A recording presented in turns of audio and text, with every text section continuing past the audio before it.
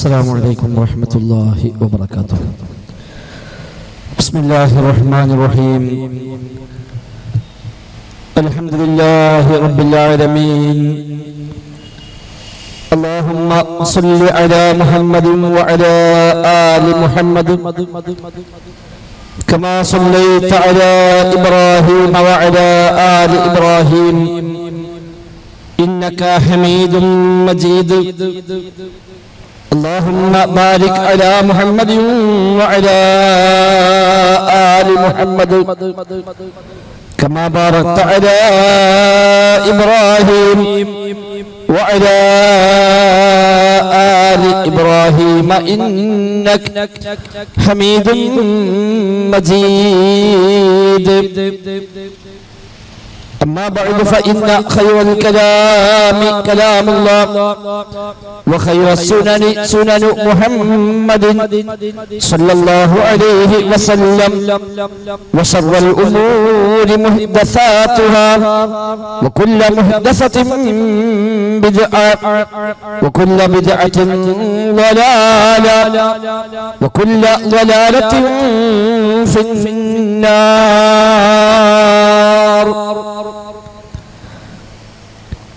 أعوذ بالله من الشيطان الرجيم. بسم الله الرحمن الرحيم. يا أيها الذين آمنوا اتقوا الله حق تقاته ولا تموتن إلا وأنتم مسلمون. بسم الله الرحمن الرحيم.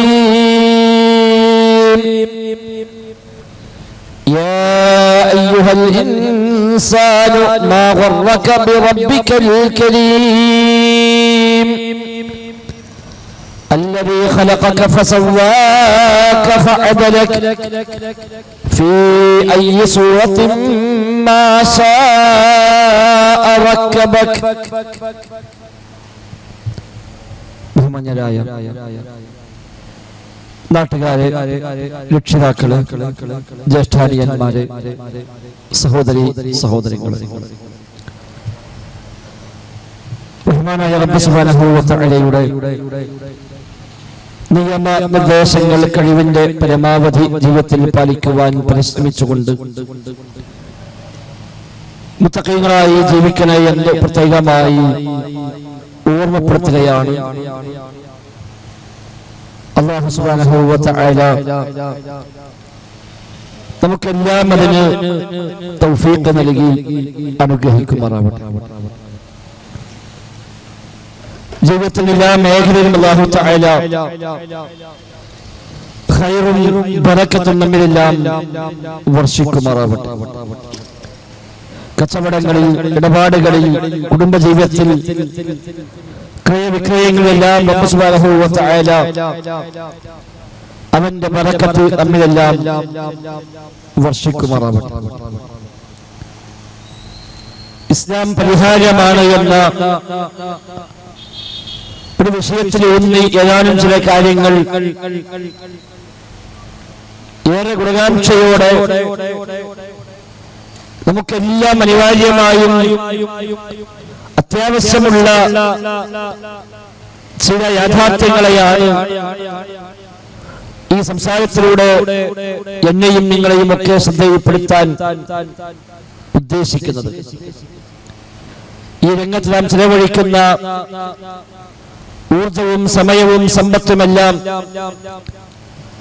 സ്വാലിഹായ ഒരു അമലായി അല്ലാഹു സുബ്ഹാനഹു വ തആല നമ്മിൽ നിന്ന് കബൂലാക്കുമാറാവട്ടെ. സഹോദരങ്ങളെ, ഭൗതികമായ ജീവിതത്തിൽ വളരെ നൈമിഷികമായ പരിമിതമായ ഏതാനും കാലങ്ങൾ മാത്രം ജീവിക്കുന്നവരാണ് നമ്മളൊക്കെ തന്നെയും. ജനിച്ചുവെന്നത് ഉറപ്പാണ്, മരിക്കുമെന്നതും ഉറപ്പാണ്. പക്ഷെ എപ്പോൾ മരിക്കുമെന്ന് നമുക്കാർക്കും അറിയില്ല. ഇന്ന് മരിക്കാൻ സാധ്യതയുണ്ടോ? തീർച്ചയായും ഉണ്ട്. നാളെ മരിക്കാൻ സാധ്യതയുണ്ടോ? അതുമുണ്ട്. ഈ സംസാരം പൂർത്തിയാക്കാൻ പോലും കഴിയാതെ ഈ വേദിയിൽ വെച്ച് മരിച്ചു വീഴാൻ എനിക്ക് വല്ല സാധ്യതയുമുണ്ടോ? തീർച്ചയായും ഉണ്ട്. കേൾക്കുന്ന ഓരോരുത്തർക്കും അതേ സാധ്യതയുണ്ട്. വിശുദ്ധ ഖുർആനിൽ അല്ലാഹു തആല പറഞ്ഞു, വമാ തദ്രീ നഫ്സും മാദാ തക്സിബു ഗദാ വമാ തദ്രീ നഫ്സും ബിഅയ്യി അർളിൻ തമൂത്ത്. നാളെ താൻ എന്ത് ചെയ്യുമെന്ന് ഒരാൾക്കും അറിയുകയില്ല. താൻ എവിടെ വെച്ച് മരിക്കുമെന്നും ഒരാൾക്കും അറിയുകയില്ല. ഏത് സമയത്താണ്, എവിടെ വെച്ചാണ്, എപ്പോഴാണ്, എങ്ങനെയാണ് എന്റെ ജീവിതം അവസാനിക്കുക എന്നത് ഒരാൾക്കും അറിയില്ല എന്നത് യാഥാർത്ഥ്യമാണ്, തർക്കമില്ലാത്ത കാര്യമാണ്. പിന്നെ എന്തിനാണ് ഈ ദുനിയാവിൽ ജീവിക്കുന്നത്? എപ്പോഴും അവസാനിച്ചേക്കാമെന്ന യാതൊരു ഗ്യാരണ്ടിയുമില്ലാത്ത നൈമിഷികമായ ജീവിതം പിന്നെ എന്തിനാണ്? നമ്മൾ സ്ഥലം വാങ്ങുന്നു, വീടുണ്ടാക്കുന്നു, വീട് പണിയെല്ലാം പൂർത്തിയായി ആ വീട്ടിൽ താമസിക്കും മുമ്പ് കുടുംബനാഥൻ മരിച്ചുപോയ എത്രയോ ചരിത്രങ്ങൾ, സംഭവങ്ങൾ നമ്മളൊക്കെ കേൾക്കാറുണ്ട്, അനുഭവിക്കാറുണ്ട്. പുതിയ ജോലി കയറി ആ ജോലി പ്രവേശിക്കും മുമ്പായി മരണപ്പെട്ടുപോയ മനുഷ്യന്മാരെ പറ്റി നമ്മൾ കേൾക്കാറുണ്ട്. വർഷങ്ങൾ പണിയെടുത്ത് പഠിച്ച് കോഴ്സ് പൂർത്തിയാക്കി പരീക്ഷയും കഴിഞ്ഞ് സർട്ടിഫിക്കറ്റ് വാങ്ങാനായി പോകുമ്പോൾ ഒരു വാഹനമിടിച്ച് മരിച്ചു വീണ ആളുകളെ പറ്റി നമ്മൾ കേൾക്കാറുണ്ട്. ഇത്ര നൈമിഷികമാണ് ഐഹിക ജീവിതത്തിലെ നമ്മുടെ ജീവിതം എന്നത്. അതിൽ ജാതി മത വ്യത്യാസമില്ല, അതിൽ വർഗവർണ്ണ വ്യത്യാസമില്ല, ആൺ പെൺ വ്യത്യാസമില്ല. ജനിച്ചു വന്ന എല്ലാ മനുഷ്യർക്കും അല്ല എല്ലാ ജീവികൾക്കുമുള്ള യാഥാർത്ഥ്യമാണ് ഏതു സമയത്തും മരിച്ചു പോവുക എന്നത്. എങ്കിൽ ഒരു ഉറപ്പുമില്ലാത്ത, ഒരു ഗ്യാരണ്ടിയുമില്ലാത്ത നൈമിഷികമായ ഈ ജീവിതത്തിൽ എന്തിനാണ് നമുക്കിങ്ങനെ സംവിധാനങ്ങൾ അല്ലാഹു ഒരുക്കി തന്നത്? മനുഷ്യന്റെ സത്താവ് മനുഷ്യനെ സൃഷ്ടിക്കുകയും ഇത്തരം ജീവിതത്തെ സംവിധാനിക്കുകയും ചെയ്ത് എന്തിന്? ഇസ്ലാം പറയുന്നു ആ ജീവിതത്തിൽ കൃത്യമായ ലക്ഷ്യമുണ്ട് എന്ന്.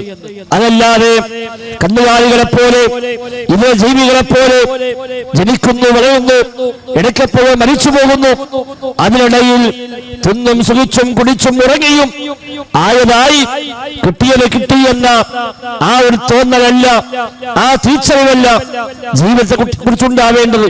വിശുദ്ധ ഖുർആനിൽ ലോകത്തിന്റെ സത്താവ് പറഞ്ഞു, അല്ലദീ ഖലഖൽ മൗത വൽ ഹയാത്ത് ലിയബ്ലുവകും അയ്യുകും അഹ്സനു അമല. ജീവിതത്തെയും മരണത്തെയും സൃഷ്ടിച്ചത് സത്താവാണ്. എന്തിനാ സൃഷ്ടിച്ചത്? ലിയബ്ലുവകും പരീക്ഷിക്കുവാനാണ്. അയ്യുകും അഹ്സനു അമല, നിങ്ങൾ ആരാണ് ഏറ്റവും നന്നായി പ്രവർത്തിക്കുന്നത് എന്ന് പരീക്ഷിക്കുവാനുള്ള ഒരു പരീക്ഷണമാണ് ഈ ദുനിയാവിലെ, ഈ ലോകത്തെ ജീവിതവും മരണവുമെന്ന് ഈ ജീവിതത്തെയും മരണത്തെയും സംവിധാനിച്ച സൃഷ്ടിച്ച സൃഷ്ടാവാണ് പറയുന്നത്. ജീവിതം എന്നത് സൃഷ്ടിക്കപ്പെട്ട ഒന്നാണ്, മരണമെന്നത് സൃഷ്ടിക്കപ്പെട്ട ഒന്നാണ്, ഈ ഭൂമി സൃഷ്ടിക്കപ്പെട്ട ഒന്നാണ്. നമ്മളെല്ലാം സൃഷ്ടിക്കപ്പെട്ട സൃഷ്ടികളാണ്. എങ്കിൽ നമ്മളെല്ലാം സൃഷ്ടിച്ച സൃഷ്ടാവ് അല്ലാഹു സുബ്ഹാനഹു വ തആല അവൻ പറയുന്നു, നിങ്ങൾക്ക് ജീവിതം അല്ലാഹു തആല സംവിധാനിച്ചത്, മരണത്തെ അല്ലാഹു തആല സൃഷ്ടിച്ചത് ലിയബ്ലുവകും, നിങ്ങളെ പരീക്ഷിക്കുവാനാണ് എന്ന്. ലോകത്തിന്റെ സൃഷ്ടാവ് ആകാശങ്ങളെയും ഭൂമിയെയും സൃഷ്ടിച്ച, നമ്മെ സൃഷ്ടിച്ച, മഴ വർഷിപ്പിക്കുന്ന, വെള്ളമിറക്കുന്ന, സൂര്യനെയും ചന്ദ്രനെയും നിയന്ത്രിക്കുന്ന, രാവും പകലും മാറി മാറി സംവിധാനിക്കുന്ന സത്താവ് പറയുന്നു, മനുഷ്യ നിന്നെ സൃഷ്ടിച്ചത് ലക്ഷ്യമില്ലാതെയല്ല. ബാക്കിയെല്ലാം സൃഷ്ടിച്ചത് മനുഷ്യർക്ക് വേണ്ടിയാണ്. ബാക്കിയെല്ലാം മനുഷ്യർക്ക് വേണ്ടിയാണ്. ഈ ഭൂമി മനുഷ്യർക്ക് വേണ്ടിയാണ്. എല്ലാ സംവിധാനങ്ങളും ഒരിക്കലും മനുഷ്യന് വേണ്ടിയാണ്.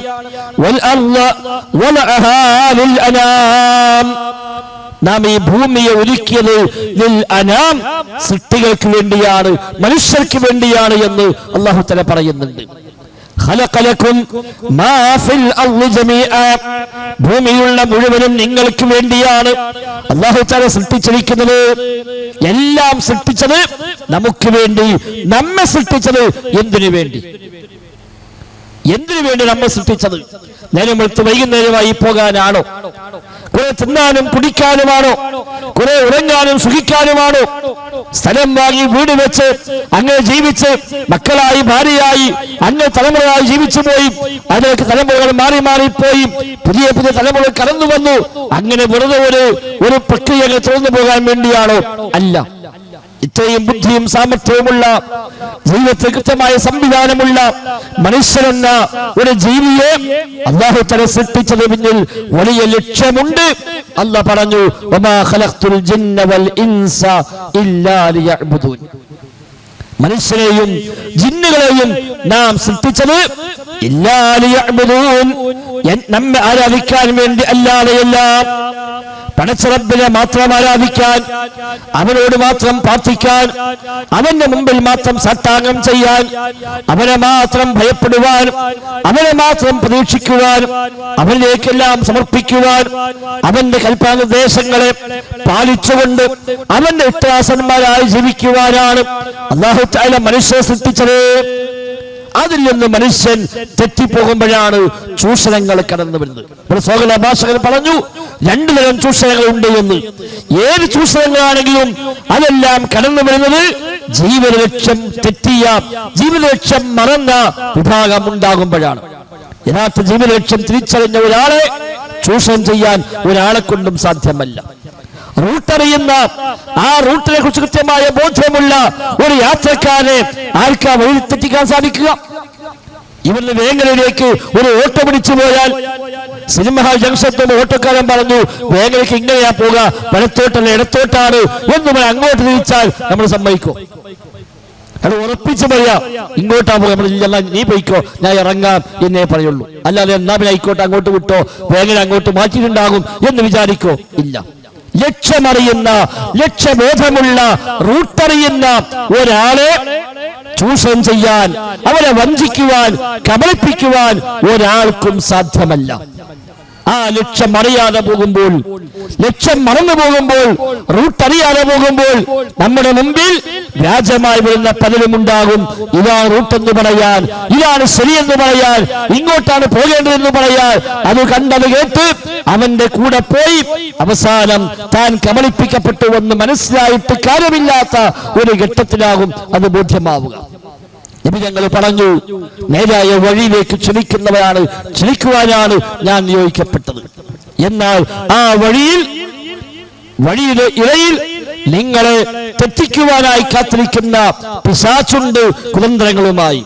ഇതാണ് ശരിയെന്ന് പറയാൻ, ഈ വഴിക്ക് വാ എന്ന് പറയാൻ കാത്തിരിക്കുന്നവരുണ്ട്. അതൊക്കെ നരകത്തിന്റെ വഴിയാണ്.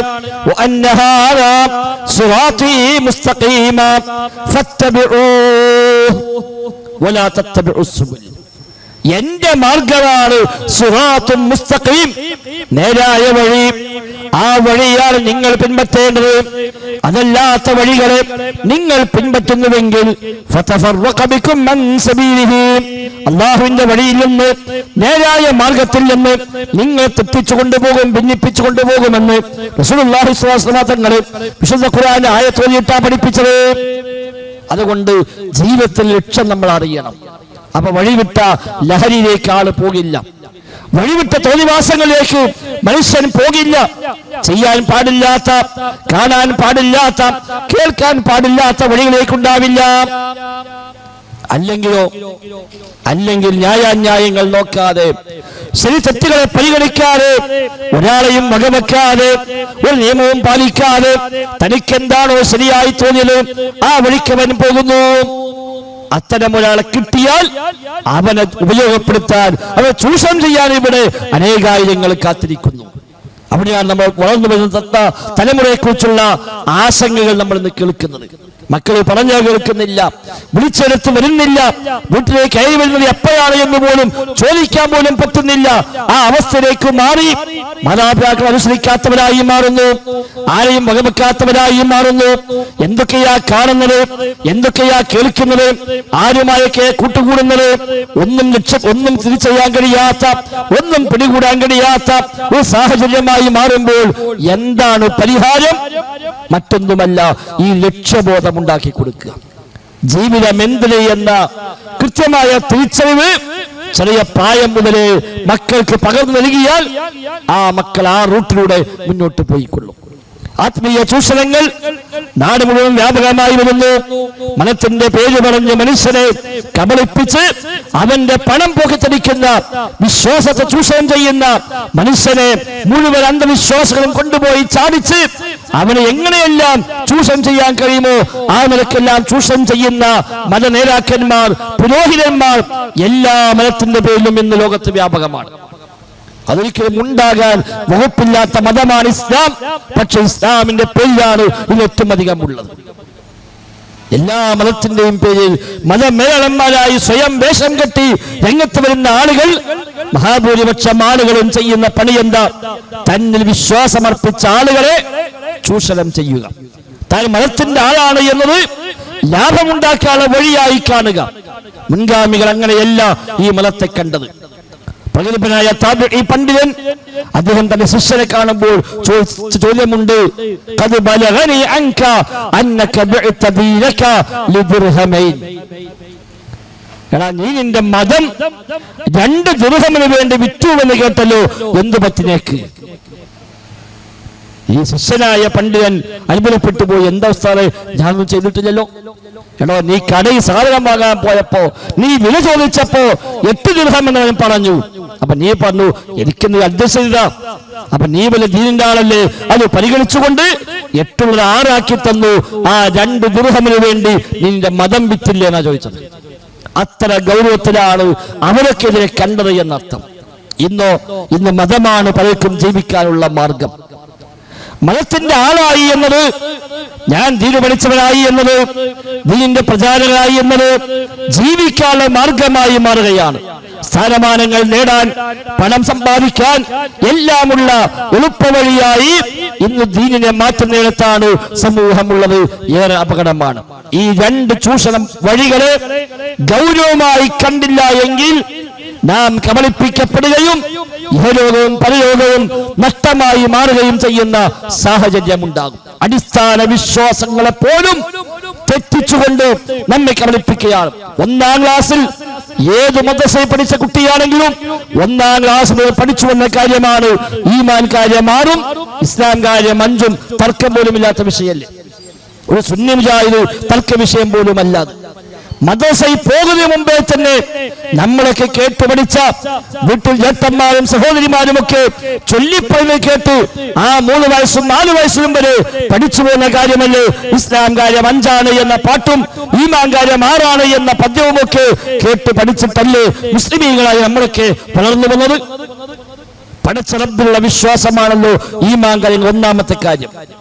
അല്ലാഹുവിലുള്ള വിശ്വാസം, എല്ലാം നൽകുന്നവൻ അള്ളയാണ്, എല്ലാം തടയുന്നത് അള്ളയാണ് എന്ന അടിസ്ഥാന വിശ്വാസം 1-ാം ക്ലാസ് മുതൽ അല്ലെങ്കിൽ അതിനു മുമ്പേ മുതൽ തന്നെ കേട്ട് പഠിച്ചു ശീലിച്ചു പോകുന്നവരാണ് നമ്മളെല്ലാവരും. എന്തു വന്നാലും റബ്ബിൽ നിന്നാണ് എന്ന്. നിസ്കാരം കഴിഞ്ഞ് സലാം വിട്ടിരുന്നാൽ ചൊല്ലിപ്പോലുള്ള വചനം എന്താ? അല്ലാഹുമ്മ ലാ മാനിഅ ലിമാ അഅതൈത വലാ മുഅ്തി ലിമാ മനഅത. അല്ലാഹുവേ, നീ നൽകിയാൽ തടയാൻ ആരുമില്ല റബ്ബേ, നീ തടഞ്ഞാലോ നൽകാനും ആളില്ല റബ്ബേ. ഇതല്ലേ നമ്മൾ പഠിച്ചു പോകുന്നത്?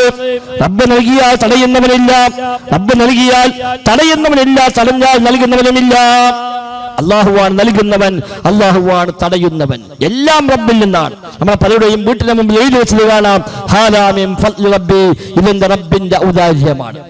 വാഹനങ്ങൾ എഴുതി തൂക്കിയത് കാണാം, ഹാദാ മിൻ ഫദ്ലി റബ്ബി, ഇതെന്റെ റബ്ബിന്റെ ഔദാര്യമാണ്. ഇത് നമ്മുടെ രക്തത്തിൽ അലിഞ്ഞുപോയ വിശ്വാസമാണ്. ചെറിയ പ്രായം മുതലേ കേട്ടുപഠിച്ച വിശ്വാസമാണ്. ഈ വിശ്വാസത്തെ പോലും അട്ടിമറിച്ചുകൊണ്ടാണ് ഉസ്താദുമാരെന്ന് പറയുന്ന പല ആളുകളും നമ്മെ ചൂഷണം ചെയ്യുന്നത്. പടച്ച റബ്ബിൽ നിന്ന് മനുഷ്യനെ കൊണ്ടുപോയി പടപ്പുലെ കൊണ്ടുപോയി നമ്മെ ചൂഷണം ചെയ്യാൻ ശ്രമിക്കുന്ന ആളുകൾ നമ്മോട് പഠിപ്പിച്ചത് എല്ലാം ചില മഹാന്മാരിൽ നിന്നാണ് എന്നാണ്. എല്ലാം റബ്ബിൽ നിന്നാണ് എന്ന് ചെറിയ പ്രായം മുതൽ കേട്ടു പഠിച്ചു പോന്ന, തർക്കമില്ലാത്ത വിധം അത് അംഗീകരിച്ചു പോന്ന നമ്മുടെ മുമ്പിലേക്ക് ചില ആളുകൾ പറയുന്നു എല്ലാം ലഭിക്കുന്നത് ചില മഹാന്മാരിൽ നിന്നാണ്, ചില ഔലിയാക്കളിൽ നിന്നാണ്, അമ്പിയാക്കളിൽ നിന്നാണ്, CM മടവൂരിൽ നിന്നാണ് എന്നൊക്കെ പറയുമ്പോ അതുപോലും അംഗീകരിക്കുന്നവരായി മുസ്ലിം സമുദായം മാറുന്നു. ഇതുപോലെ മദ്യം പാടില്ല എന്നറിയാത്ത മുസ്ലിം ഉണ്ടോ? പലിശ പാടില്ല അറിയാത്ത മുസ്ലിം ഉണ്ടോ? കള്ളുശാപ്പത്ര മുസ്ലിമിനെ അറിയാലോ ഇത് ഹറാമാന്നുള്ളത്. പക്ഷേ ലഹരിയുടെ പിന്നാലെ, മദ്യത്തിന്റെ പിന്നാലെ, പലിശയുടെ പിന്നാലെ മുസ്ലിം സമുദായത്തിൽപ്പെട്ടവര് പോലും ഇന്ന് വ്യാപകമായി പോകുന്നുവെങ്കിൽ ഇത് ഹറാമാണെന്ന് അറിയാത്തത് കൊണ്ടല്ല, പാടില്ല എന്നറിയാത്തത് കൊണ്ടല്ല, തെറ്റാണെന്ന് അറിയാത്തത് കൊണ്ടല്ല, അതിന്റെ ഗൗരവം ബോധ്യമാകാത്തത് കൊണ്ടല്ല, എന്തോ ഒരു മറക്കപ്പുറത്ത് അവൻ കബളിപ്പിക്കപ്പെട്ട് ആ വഴിയിൽ പോകുന്നു. എന്തിനും ഏതിനും ലോണെടുത്ത് പലിശ കൊടുത്ത് അതിന്റെ പിന്നാലെ പോകുന്നവർ, ലഹരിയുടെ വ്യത്യസ്തമായ വഴികളെ സ്വീകരിക്കുന്നവർ, ഹറാമാണെന്ന് ബോധ്യമുള്ള വഴികളിലേക്ക് പോലും പോകുന്നവർ, എന്തുകൊണ്ട്? അറിയാത്തത് കൊണ്ടല്ല, ചില ലക്ഷ്യങ്ങൾക്ക് വേണ്ടി, ചില താല്പര്യങ്ങൾക്ക് വേണ്ടി, ചില ആഗ്രഹങ്ങൾക്ക് വേണ്ടി ഈ നിഷിദ്ധമായ വഴികളെ സ്വീകരിക്കുന്നത് പോലെ തന്നെയാണ് തർക്കമില്ലാതറിയാവുന്ന വിശ്വാസത്തിന്റെ മൗലികമായ ഇക്കാലത്തെ പോലും അട്ടിമറിച്ചുകൊണ്ട് തെറ്റായ വിശ്വാസം നമ്മ മുമ്പിൽ വന്ന് പറയുമ്പോൾ ഉസ്താദ് ഇത് ശരിയല്ലല്ലോ എന്ന് ചോദിക്കാൻ പോലും കഴിയാത്ത വിധം ആ പറഞ്ഞതിനെ അപ്പടി സ്വീകരിക്കുന്നവരായി ഇന്ന് മുസ്ലിം ഉമ്മത്ത് മാറി. ഒരു ഉസ്താദ് CM മടവൂരുമായി ബന്ധപ്പെട്ട് പ്രഖ്യാപിക്കുന്ന ഒരു സംസാരം നിങ്ങൾക്ക് കേൾക്കാം. എത്ര മാത്രം വലിയ അപകടത്തിലേക്കാണ് നമ്മൾ അറിയാതെ നമ്മെ കൊണ്ടുപോകാൻ ശ്രമിക്കുന്നത് എന്ന് മനസ്സിലാക്കാൻ വേണ്ടി. പാപികളായ ആഖിറുൽ സമാനിലെ ചണ്ടിച്ചവറുകളായ എനിക്കും നിങ്ങൾക്കും ദുനിയാവും തരാനുള്ളത് ശൈഖുനയാണ്, ആഖിറവും നൽകാൻ സാധിക്കുന്നവർ ശൈഖുന തന്നെ. നമ്മുടേതായി നമ്മുടെ കരങ്ങളിൽ ഒന്നുമില്ല. എന്റെ ഒരു യാഥാർത്ഥ്യമാണ് ഞാൻ നിങ്ങളുമായി പങ്കുവെക്കുന്നത്. എന്ത് ഖൈറുകളുണ്ടോ, എന്തെല്ലാം നിഅമത്തുകളുണ്ടോ, എല്ലാം മടവൂരിൽ നിന്നാണ് നമുക്ക് ലഭിച്ചുകൊണ്ടിരിക്കുന്നത്. സഹോദരന്മാരെ കണ്ടോ, ഇതാർക്കാ യഥാർത്ഥത്തിൽ അത് അംഗീകരിക്കാൻ കഴിയുക? ഒരു മുസ്ലിമിന് അംഗീകരിക്കാൻ പറ്റുമോ ഇത്?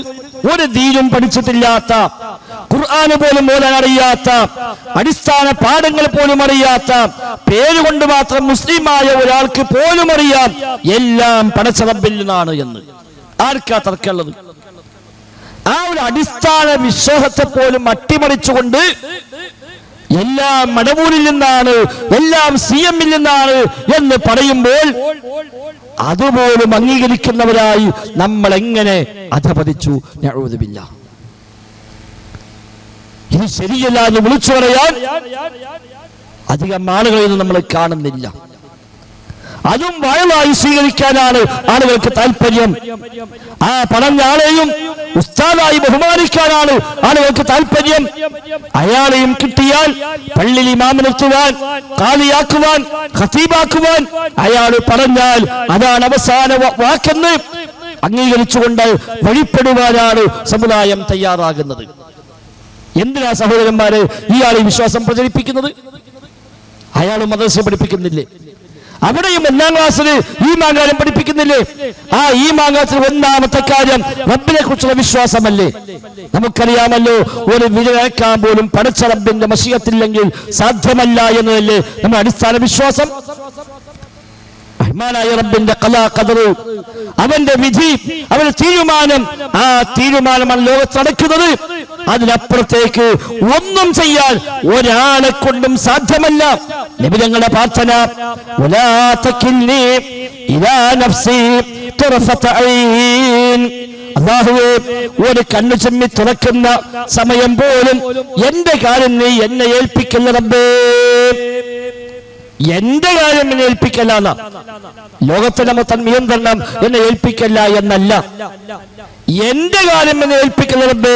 തുറഫത ഐൻ, ഒരു കണ്ണ് ചെമ്മി തുറക്കുന്ന ഒരു നിമിഷ നേരം പോലും പടച്ചവനെ എന്റെ കാര്യം എന്നെ ഏൽപ്പിക്കല്ല. ഇതാണ് ഹബീബായ മുഹമ്മദ് മുസ്തഫ സ്വല്ലല്ലാഹു അലൈഹി വസല്ലം തങ്ങളുടെ പ്രാർത്ഥന. കാരണം എന്താ? നമ്മൾ ദുർബലന്മാരാണ്, ലഈഫായ ആളുകളാണ് നമ്മൾ. നമുക്കൊന്നും ചെയ്യാൻ സാധ്യമല്ല, ഒരു ശക്തിയുമില്ലാത്തവരാണ്. ലാ ഹൗല വലാ ഖുവത ഇല്ലാ ബില്ലാഹ്. പടച്ച റബ്ബിനെ കൊണ്ടല്ലാതെ യാതൊരു കഴിവുമില്ല, ഒരു ശക്തിയുമില്ല എന്ന് പ്രഖ്യാപിക്കുന്നവരാണ് നമ്മളൊക്കെ. ആ റബ്ബിലേക്ക് മടങ്ങുക, ആ റബ്ബിനോട് ചോദിക്കുക, അവന്റെ നിഅമത്തിന് വേണ്ടി, അവന്റെ റഹ്മത്തിന് വേണ്ടി ആഗ്രഹിക്കുക, അത് ചോദിച്ചുകൊണ്ടേയിരിക്കുക. അള്ളാഹുവിന്റെ റഹ്മത്ത് ചോദിക്കുക, അവന്റെ ബർക്കത്ത് ചോദിക്കുക, അവന്റെ എല്ലാ അർത്ഥത്തിലുമുള്ള ഔദാര്യങ്ങൾക്ക് വേണ്ടി തേടുക. എന്തു കിട്ടിയാലും ഇതൊക്കെ റബ്ബിൽ നിന്നാണ്. റബ്ബെന്ത് തന്നാലും അൽഹംദുലില്ലാഹ് റബ്ബിന്റെ ഔദാര്യമാണ്. റബ്ബ് തന്നില്ല എങ്കിലും അൽഹംദുലില്ലാഹ് അതിലും ഖൈറുണ്ടാകും. ഖൈറിനെ ചോദിക്കുക. ഇതല്ലേ ഇസ്ലാമിന്റെ അടിസ്ഥാനം. അതിൽ നിന്ന് മാറി ഇത്തരം ചില തലതിരിഞ്ഞ ഉപദേശങ്ങളുമായി പല ഉസ്താദന്മാരും വന്നു. അവർക്കതിൽ വേറെ ചില താല്പര്യങ്ങളുണ്ട്. ഞാൻ ശേഷം പറയാം. അങ്ങനെ ചില മഹാന്മാരെന്ന് പറഞ്ഞുകൊണ്ട് ഓരോരുത്തരെ പരിചയപ്പെടുത്തും. അങ്ങനെയാണ് ചില സ്ഥലത്ത് മരിച്ചുപോയ മനുഷ്യന്മാർ, ചില സ്ഥലത്ത് ജീവിച്ചിട്ടുള്ള ആളുകൾ, അവരൊക്കെ കൊണ്ടുവന്ന് പ്രത്യേകമായ പേരിട്ട്, പ്രത്യേകമായ കോലം കെട്ടി, ഒരു കബറൊക്കെ കെട്ടിയുയർത്തി, ഒരു പുതിയ പേരൊക്കെ വെച്ച്, പുതിയ ബോർഡൊക്കെ വെച്ച്, ഒരു പുതിയ ജാറം അവിടെ പൊങ്ങും പെട്ടെന്ന്. അവിടെ ആണ്ട് നേർച്ചയും, അവിടെ പ്രത്യേകമായ നേർച്ചപ്പെട്ടിയും, അവിടെ ജാറം മൂടലും എല്ലാം ഉണ്ടായി. എന്താ കാരണം? അവരെല്ലാം കേൾക്കുന്നവരാണ്, അവരെല്ലാം അറിയുന്നവരാണ്. അവരോട് പറഞ്ഞാൽ സ്പോട്ടിൽ ഉത്തരമാണ്. എവിടുന്ന് വിളിച്ചാലും കേൾക്കുന്നവരാണ് എന്നൊക്കെ പഠിപ്പിക്കുകയാണ്. മാലപ്പാട്ടിൽ എങ്ങനെയാ പഠിപ്പിച്ചത്? എല്ലാ നിലത്തിലും എന്നെ വിളിപ്പോർക്ക് ബൈബിളുത്തീരം ചെയ്യും ഞാനെന്നോവറേ. ഏത് സ്ഥലത്തിൽ തന്നെ വിളിച്ചാലും ശരി, ആ വിളിച്ചവന്റെ വായ മൂടും മുമ്പ് ഞാൻ ഉത്തരം ചെയ്യാമെന്ന് മുഹീദ്ദീൻ ശൈഖ് പറഞ്ഞു പഠിപ്പിച്ചുവെന്നാണ് ലോകത്ത് ഇന്ന് പാടിക്കൊണ്ടിരിക്കുന്ന മാലപ്പാട്ടുകളിൽ ഇന്ന് ചൊല്ലിക്കൊണ്ടിരിക്കുന്നത്. അതാ ചെറുപ്പത്തിലെ ഇപ്പുറത്ത് പഠിപ്പിച്ചത്. എവിടെ വിളിച്ചാലും വിളി കേൾക്കാൻ, എല്ലാം അറിയാൻ ശൈഖിന് സാധിക്കുമെന്നാണ് സമൂഹത്തിൽ പഠിപ്പിക്കുന്നത്. സഹോദരങ്ങളെ, അതിന്റെ മറ പിടിച്ചുകൊണ്ട് നമ്മുടെ നാട്ടിലും ഓരോരുത്തരെ കൊണ്ടുവന്നു. അങ്ങനെ ഓരോരാളുകൾ തങ്ങളാണ്, മുസ്ലിയാരാണ്, ബീവിയാണ്, ഹോജയാണ് എന്ന് പറഞ്ഞുകൊണ്ട് ഓരോരുത്തരെ കൊണ്ടുവരിക. നമ്മുടെ കോയപ്പാപ്പ വരെയുള്ള ആളുകൾ, കോയപ്പാപ്പ വരെയുള്ള മനുഷ്യന്മാരെ അങ്ങനെ പരിചയപ്പെടുത്തിക്കൊണ്ടുവന്നു. കോയപ്പാപ്പയെ കണ്ടവർ മരിച്ചു തീർന്നിട്ടില്ല. കോയപ്പാപ്പയുമായി സഹവസിച്ച ആ തലമുറ പോലും അവസാനിച്ചിട്ടില്ല. അതിനു മുമ്പേ തന്നെ കോയപ്പാപ്പയുമായി ബന്ധപ്പെട്ട് എന്തെല്ലാം ഇല്ല കഥകളാ പ്രചരിപ്പിക്കുന്നത്. അങ്ങനെ ഓരോരുത്തരെ പരിചയപ്പെടുത്തുക. അങ്ങനെ അവർക്ക് വലിയ പവറുള്ളവരാണ്, അല്ല വലിയ കഴിവ് കൊടുത്തവരാണ്. എവിടുന്ന് വിളിച്ചാലും അവിടെ ഉടനെ ഇറങ്ങി അവിടെ ഉത്തരം ചെയ്യുന്ന ആളുകളാണവർ എന്നൊക്കെയുള്ള തരത്തിലാണ് പ്രചരിപ്പിക്കുന്നത്. ഇവിടെ ഈ പരിസരത്ത് വന്ന് എപ്പോഴും വയല് പറയുന്ന, ഇവിടെ ദീനിയായ നേതൃത്വം നൽകുന്നുവെന്ന് അവകാശപ്പെടുന്ന ഒരു വാക്കവിയുണ്ട്. അയാള് വടകര തങ്ങളുമായി ബന്ധപ്പെട്ട് പറഞ്ഞ ഒരു വല്ലാത്ത ഈ നിലയ്ക്കൊരു ആഹ്വാനം സഹോദരന്മാരെ നിങ്ങളൊന്ന് ശ്രദ്ധിക്കുക. വടകര മുഹമ്മദ് തങ്ങൾ പാപ്പാണ് കേട്ടില്ല നിങ്ങൾ? എന്റെ ഷെയ്ഖാണ്. എന്നെ വക്കിയാത്തിലേക്ക് പറഞ്ഞേച്ച മഹാനാണ് വടകര മുഹമ്മദ് തങ്ങൾ പാപ്പ. ആ വടകര തങ്ങളെ ഭാര്യ രാത്രി 11:45 വരെ അവിടെ വരുന്ന ആളുകൾക്ക് ഫുള്ള് വെള്ളം കൊടുക്കും. 11:45 വരെ വെള്ളം കൊടുത്ത ആ സാധു പെണ്ണെന്ത് ചെയ്തു? ഒരു രാത്രി 11:30 ആയപ്പോൾ കുഴങ്ങിയിട്ടൊന്ന് കിടന്നു. മഹാനായ വടകര തങ്ങൾ പാപ്പയും കിടന്ന് ലൈറ്റ് ഓഫ് ആക്കിയപ്പോൾ തന്നെ ഒരാൾ ബെല്ലടിച്ചു. ഏതോ രാജ്യത്ത് തങ്ങളപ്പാനെ കാണാൻ വന്നതാണ്. ബെല്ലടിച്ചപ്പോൾ ഈ വടകര ഷേഖ് നീച്ചിട്ട് എന്ത് ചെയ്തു? നോക്കുമ്പോൾ ഒരു യാത്രക്കാരനാണ്. പോടാ അവിടുന്ന് പറയാൻ പറ്റുമോ? യാത്രക്കാരനെ സ്വീകരിക്കേണ്ട ഒരു വലിയൻ്റെ ഒരു അതപില്ലേ, കയറിയിരിക്കുക എന്ന് പറഞ്ഞിരുന്നു. മൂപ്പര് ഭാര്യയോട് പറഞ്ഞു, പത്തുമോ രസം ചായ ഉണ്ടാക്കിക്കാന്ന്. ഭാര്യ പറഞ്ഞു, എനിക്ക് നീ നീച്ചാൻ വയ്യാറുന്നു. എന്നാ ചാണ് കിടന്നോ പറഞ്ഞു. ആ ഒരൊറ്റ വാക്ക് മുഖേന 9 കൊല്ലം മുഹമ്മദ് വടകര തങ്ങളെ ഭാര്യ കിടന്നു എന്നാ. പിന്നെ നീച്ചിട്ടില്ല, മരിച്ചോളം. അറിയങ്ങള് അപ്പൊ കണ്ടോ, ഇതാണ് കറാമത്ത്. അപ്പൊ സഹോദരങ്ങളെ, ഭാര്യയോട് ചായ ഉണ്ടാക്കാൻ പറഞ്ഞപ്പോ ഭാര്യ പറഞ്ഞു കഴിയില്ലാന്ന് പറഞ്ഞു എന്നാണ്. അതിന്റെ പേരിൽ ഒറ്റ ശാപം. 9 കൊല്ലം ഭാര്യ ആ കിടത്തം കിടന്നതാ, പിന്നെ എണീറ്റിട്ടില്ല. അങ്ങനെ ആ നിലക്ക് മരിച്ചുപോയി. അപ്പൊ ഇതാണ് കരാമത്തായി പഠിപ്പിക്കുന്നത്. ഈ കഥ പറഞ്ഞിട്ട് എന്താണ് ഈ ഉസ്താദിന്റെ ഉദ്ദേശം? ഇത് എന്ത് സന്ദേശമാണ് ഉമ്മത്തെ കിട്ടാനുള്ളത്? മറ്റൊന്നുമല്ല, ഇത്തരം ആളുകളോട് എതിര് പറയാൻ പാടില്ല എന്ന് പഠിപ്പിക്കാം. അവരെ ഒരു എതിര് പറഞ്ഞാൽ അതോട് എല്ലാം തകർന്നു പോകുമെന്ന ഒരു ഭയമുണ്ടാക്കി വെക്കുക. അതാണ് ഇത്തരം ഉസ്താദുമാരെന്ന് പറയുന്ന ആളുകൾ ഇതിലൂടെ സ്ഥാപിക്കാൻ ശ്രമിക്കുന്നത്. എന്നാലേ ചൂഷണം ചെയ്യാൻ പറ്റുള്ളൂ. എന്താ എന്ത് പറഞ്ഞാലും കേട്ടോളും. യഥാർത്ഥത്തിൽ പണ്ട് മറ്റു ഇതര മതങ്ങളുടെ പുരാണ കഥകളിലാണ് ഇങ്ങനെ ശപിക്കുന്ന ചരിത്രങ്ങൾ പലപ്പോഴും കേൾക്കുന്നത്. എന്തേ വാക്ക് പറഞ്ഞാൽ ശപിക്കുക, ശാപം ചൊല്ലുക, അതോടെ ആകെ കുലം മുടിഞ്ഞു പോവുക എന്നൊക്കെയുള്ള കഥകൾ ഇതര മതസ്ഥരുടെ പല പുരാണ കഥകളിലും നമ്മളൊക്കെ പണ്ട് കേട്ടിട്ടുണ്ട്. ഇസ്ലാമിൽ അങ്ങനത്തെ ഒരു ഏർപ്പാട് കാണുന്നില്ല. പക്ഷെ ഇവരങ്ങനെ പ്രചരിപ്പിക്കാൻ ഓരോരുത്തരെ അവരങ്ങ് പറഞ്ഞാൽ ഒരു നോക്കിയാൽ അതോട് പലതും സംഭവിക്കുന്നതാണ്. ഒറ്റ നോട്ടം കൊണ്ട് മരിച്ചു പോകുമെന്ന് വരെ പറയുന്നു. ഇതേ മുസ്ലിം തന്നെ ഖാജ ശൈഖിനെ പറ്റി പറയുന്നുണ്ട്. ഖാജ വലിയ കഴിവുള്ള ആളാണ്, ഖാജയേക്കാൾ കഴിവുള്ള ആളാത്രേ ഖാജന്റെ മോന്. എന്താ കഴിവ്? മൂപ്പര് നോക്കിയാൽ മരിക്കുന്ന അയാളെന്നെ പറഞ്ഞോട്ടെ, കേട്ടോ നിങ്ങൾ. അജ്മീർ ഖാജ ചില്ലറക്കാരനല്ല, നിങ്ങൾ വിളിച്ചോടത്തേക്ക് വരും. അതാണ്, എല്ലാ മഹാന്മാരും വിളിച്ചോടത്തേക്ക് വരില്ല, അജ്മീർ ഖാജനെ വിളിച്ചോടത്തേക്ക് വരും. അജ്മീർ ഖാജന്റെ മകൻ ഭയങ്കര സ്ട്രോങ് ആണ്. മകനായിട്ട് കളിക്കാൻ പോണ്ട. മകനാരാ? ബാവ സെൽവാർ, 70 കിലോമീറ്റർ അപ്പുറത്തുള്ള സെൽവാറിലുള്ള ഫഖ്റുദ്ദീൻ. ആ മകൻ പെണ്ണ് വരെ കെട്ടിയിട്ടില്ല. പെണ്ണ് കെട്ടാൻ വേണ്ടി 23-ാമത്തെ വയസ്സിൽ ഖാജ പറഞ്ഞു, മോനെ കല്യാണം കഴിക്കണം. ബാപ്പ, ഞാൻ ഒരു പെണ്ണ് കാണാൻ പോലും സുന്നത്തല്ലേ, പെണ്ണിട്ടുമ്പോ പെണ്ണിനെ ഞാൻ നോക്കിയാ പെണ്ണ് മരിക്കുന്നു. അത്ര ജലാലത്തിന്റെ സിഫത്ത് കൊണ്ട് കൊലപത്തായ മഹാനാണ് ഖാജന്റെ മകൻ. പെണ്ണ് കാണാൻ പോയി, ബാപ്പാന്റെ നിർബന്ധത്തിന് പെണ്ണ് കാണാൻ പോയി. ഒരൊറ്റ പെണ്ണെ കണ്ടിട്ടുള്ളൂ. ആ പെണ്ണെ നോക്കി ഖറത്ത് മയ്യത്ത്, ആ പെണ്ണ് മരിച്ചു വീണു. അപ്പൊ അതാണ് മഹാന്മാർ. ഒരു പെണ്ണ് നോക്കി അവളോട് മരിച്ചു പോയി. അവര് ഓരോ കണ്ണുമുമ്പ് പെട്ടുപോകണ്ട, അതാ പഠിപ്പിക്കണത്. അവർക്കെങ്ങാനും എതിര് പറഞ്ഞാൽ, അവരെ മുന്നിലെങ്ങാനും പെട്ടാൽ ഒരു വാക്ക് പറഞ്ഞാൽ മതി, ഒന്ന് നോക്കിയാൽ മതി, അതോട് എല്ലാം തീരുമെന്ന ഭയമുണ്ടാക്കി വെക്കുക. അപ്പോഴേ ചൂഷണം ചെയ്യാൻ പറ്റും. അത് നമ്മുടെ നാട്ടിൽ ഏറ്റവും അധികം പ്രചരിപ്പിക്കുന്ന സംഗതിയാണ് കുരുത്തക്കേട് എന്നുള്ളത്. എന്തേലും പറഞ്ഞാൽ അപ്പ ഭയം മുണ്ടണ്ട, കുരുത്തക്കേട് കിട്ടുന്ന മുണ്ടാൻ പാടില്ലാണ്. അവരിങ്ങനെ കുരുത്തക്കേട് കൊണ്ടുകൊണ്ട് നടക്കുകയാണ് എന്നാണ് പ്രചാരണം. അങ്ങനെ അവരെന്തു പറഞ്ഞാലും അതൊക്കെ കേൾക്കാനും അനുസരിക്കാനും തയ്യാറാക്കി ഈ സമൂഹത്തെ നിർത്തിയിട്ട് വേണം അവരെ ചൂഷണം ചെയ്യാൻ. അതിലൂടെ പണം പറ്റുക, അവരെ സാമ്പത്തികമായി ചൂഷണം ചെയ്യുക, അതാണ് ഇപ്പൊ സംഭവിക്കുന്നത്. ഇത് ഇസ്ലാമല്ല, ഇത് ദീനുമായി ബന്ധമുള്ളതല്ല. കറാമത്ത് മുഴുവൻ ഇങ്ങനെ ശമിക്കാനും ആളെ കൊല്ലാനുമുള്ള ഒരു സിദ്ധിയൊന്നുമല്ല. ലോകത്തെ ഏറ്റവും വലിയ ശ്രദ്ധവാനായ അഷ്റഫുൽ ഖൽഖായ ഹബീബായ മുഹമ്മദ് മുസ്തഫ സ്വല്ലല്ലാഹു അലൈഹി വസല്ലം തങ്ങൾ നബി തങ്ങൾ നോക്കിയിട്ട് ആള് മരിച്ചു വീഴല അല്ലല്ലോ. നബി തങ്ങൾ വിവാഹം കഴിച്ചില്ലേ? വിവാഹം കഴിക്കുന്നത് എന്റെ ചര്യയാണ് എന്ന് നബി തങ്ങൾ പഠിപ്പിച്ചില്ലേ? വിവാഹം കഴിക്കാൻ പോകുന്ന സ്ത്രീയെ ഒരു കാണാൻ പോകണമെന്ന് സുന്നത്തായി പഠിപ്പിച്ചതാരാ?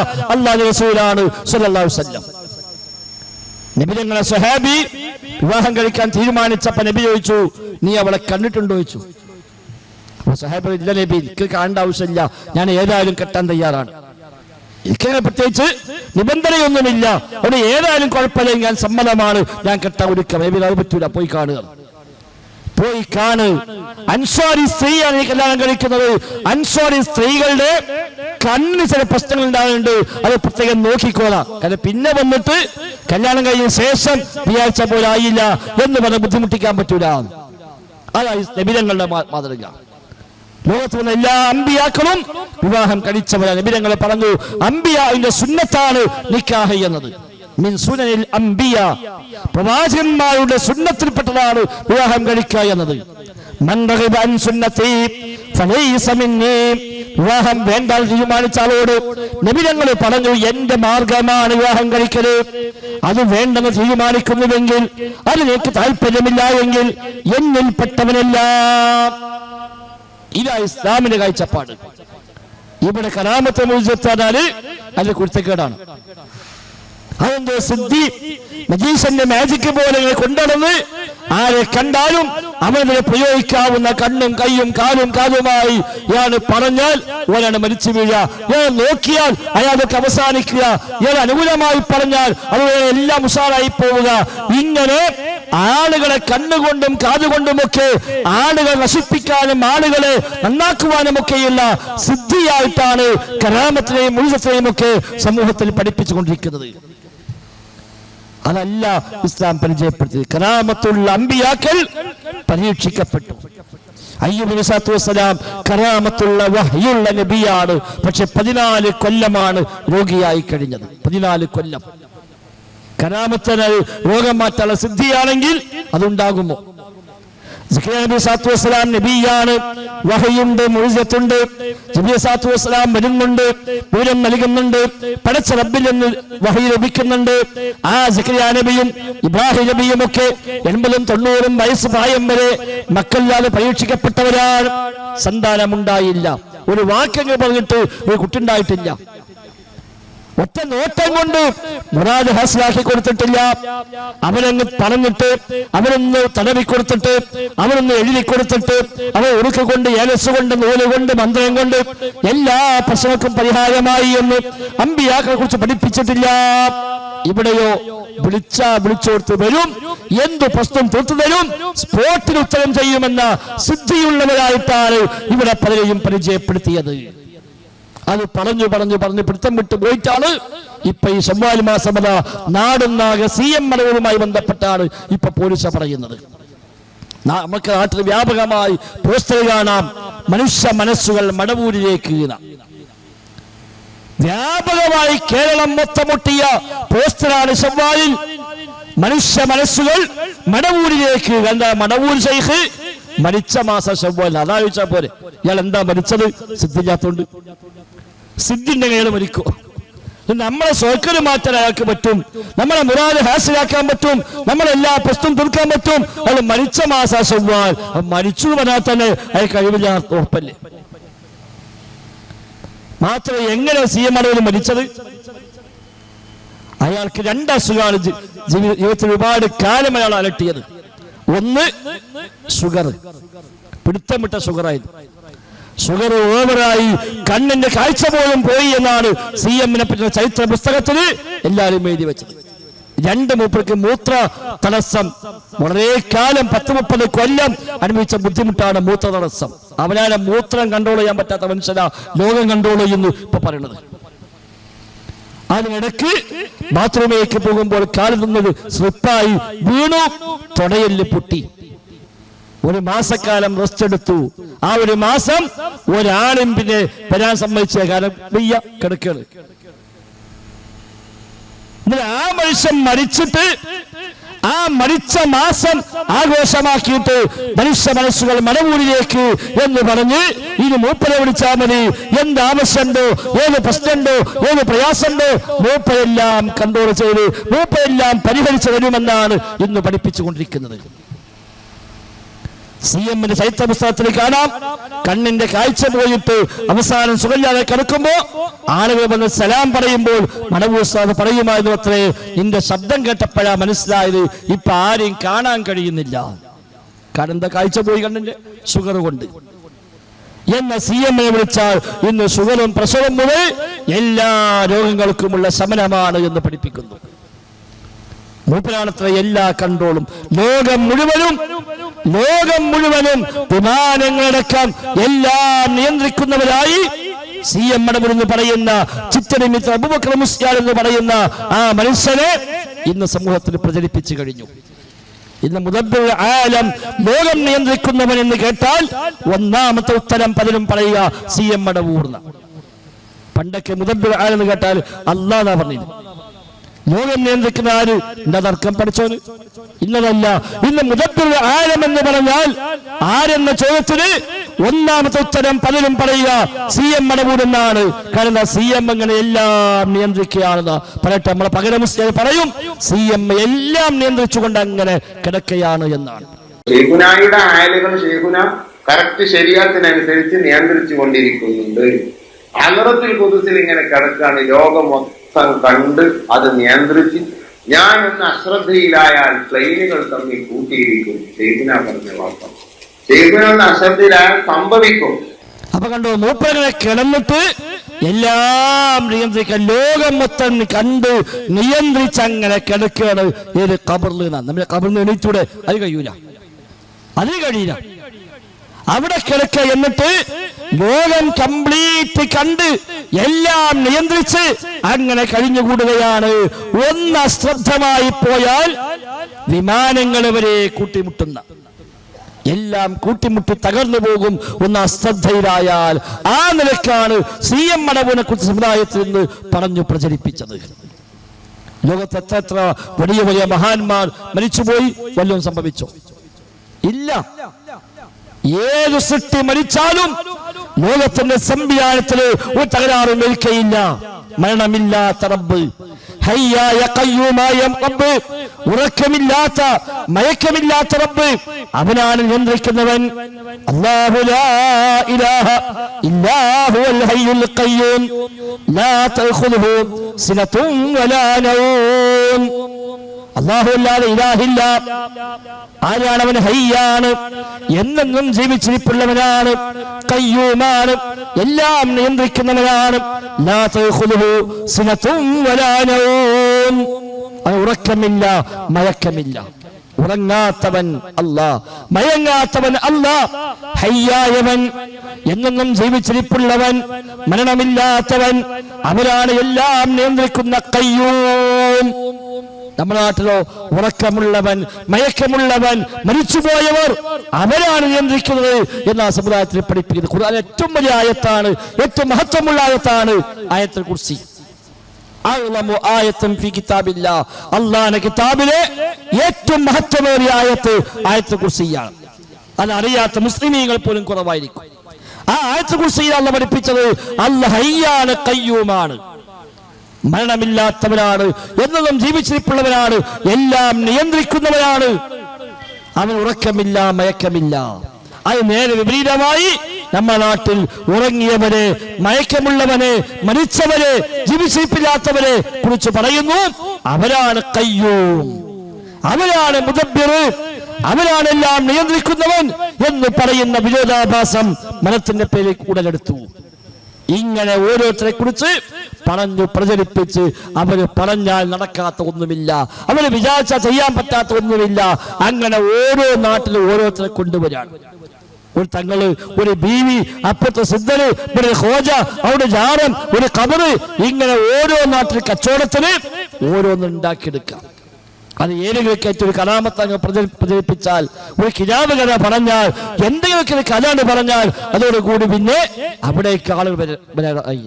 പിന്നെ അവിടെ പോയി പൈസ കൊടുക്കുക, അത് ഏറ്റവും നല്ല വരുമാന മാർഗമായി മാറി. പണ്ടൊക്കെ നാട്ടില് പള്ളി മദ്രസ നടത്തലെങ്ങനെ, എല്ലാ വീട്ടിലും തെങ്ങ് പള്ളിക്ക്, അതേപോലെ ഒരു കൗക പള്ളിക്ക് ഒരു ചെറിയ പാത്രം കൊണ്ടുവച്ചിട്ട് അതിലേക്ക് അരിയിടുക, ചില്ലറ തൊട്ടുകിടുക, അത് മാസം കൂടുമ്പോൾ പോയിട്ട് കളക്ട് ചെയ്യുക.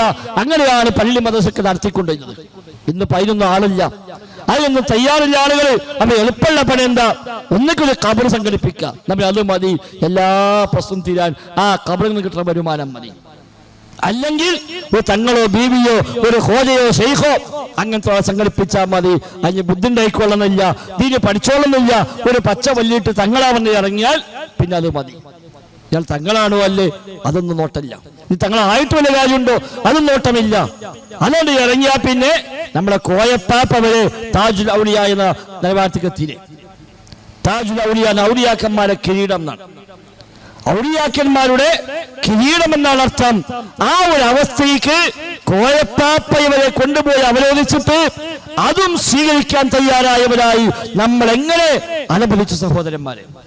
ഇവിടെ ഒതുക്കുന്നുണ്ടായിരുന്നു ഒരു ചങ്ങായി, തങ്ങളെന്നാ പറയാ, ചിലപ്പോൾ നിസ്കരിക്കും, ചിലപ്പോൾ നിസ്കരിക്കൂല, തൊള്ളാ തോന്നിയ പറയുള്ളൂ, അങ്ങനത്തെ മനുഷ്യരാ. പിന്നെ പണ്ട് അയാളെ വല്ല ഔലിയാക്കിയിട്ട് ഈ ചങ്ങാതി ഈ മുന്നിൽ വാക്കവി. ഇന്നലെ അയാളെ കറാമത്ത് എന്താ, കറാമത്ത് മൂപ്പനെ പറഞ്ഞോട്ടെ. എന്റെ നാട്ടിലൊരു തങ്ങളുണ്ട്, ആ തങ്ങൾ ഇന്നും ഹയാത്തിലുണ്ട്. ആളുകൾ മൂപ്പരൊരു മാനസിക രോഗിയായിട്ടാണ് കാണുന്നത്. എല്ലാ അങ്ങാടികളിലും നടന്ന് അയാള് 10 റുപ്യ എന്ന് പറഞ്ഞ് എല്ലാരുടെ കയ്യിൽ നിന്നും 10 രൂപ വാങ്ങും. എന്നെ കണ്ടാൽ എന്റെ കയ്യിൽ നിന്ന് 1000 ഉറുപ്പികയാണ് ചിലപ്പോ വാങ്ങുക, ചിലപ്പോ 2000 വേണമെന്ന് പറയും. അങ്ങനെ ഞാൻ ഒരിക്കൽ 2000 ഉറുപ്പിക അങ്ങാടിയിൽ വെച്ച് ഒതുക്കുങ്ങൽ ടൗണിൽ നിന്ന് കൊടുക്കുമ്പോ ഒരു സുഹൃത്തത് കണ്ടു. ആ കണ്ട ചങ്ങായിക്ക് തങ്ങന്മാരോട് വല്ല വിശ്വാസമില്ല. അവൻ എന്നോട് അങ്ങാടി എന്ന് പറഞ്ഞു, മൂലേരെ ഞാൻ അയാൾക്ക് പിരാന്താണെന്ന് ഞാൻ ഉറപ്പിച്ചതാണ്, പക്ഷേ മുനീർ ബാസ്ലവിയായ എങ്ങക്കെന്നെ പിരാന്തായി. ആ തങ്ങൾക്ക് എങ്ങനെ 2000 കൊടുക്കാൻ പാടുണ്ടോ? ഞാൻ പറഞ്ഞു മോനെ അയാൾ എന്നോട് ചിലപ്പോ ചോദിക്കല് 100 രൂപ വേണമെന്നാണ്. ഞാൻ 100 കൊടുക്കലുണ്ട്. 1000 ചോദിക്കുമ്പോ 1000 കൊടുക്കലുണ്ട്. ആ തങ്ങൾ പാപ്പാൻ ആരും കണ്ടാ മൈൻഡ് ചെയ്യൂല.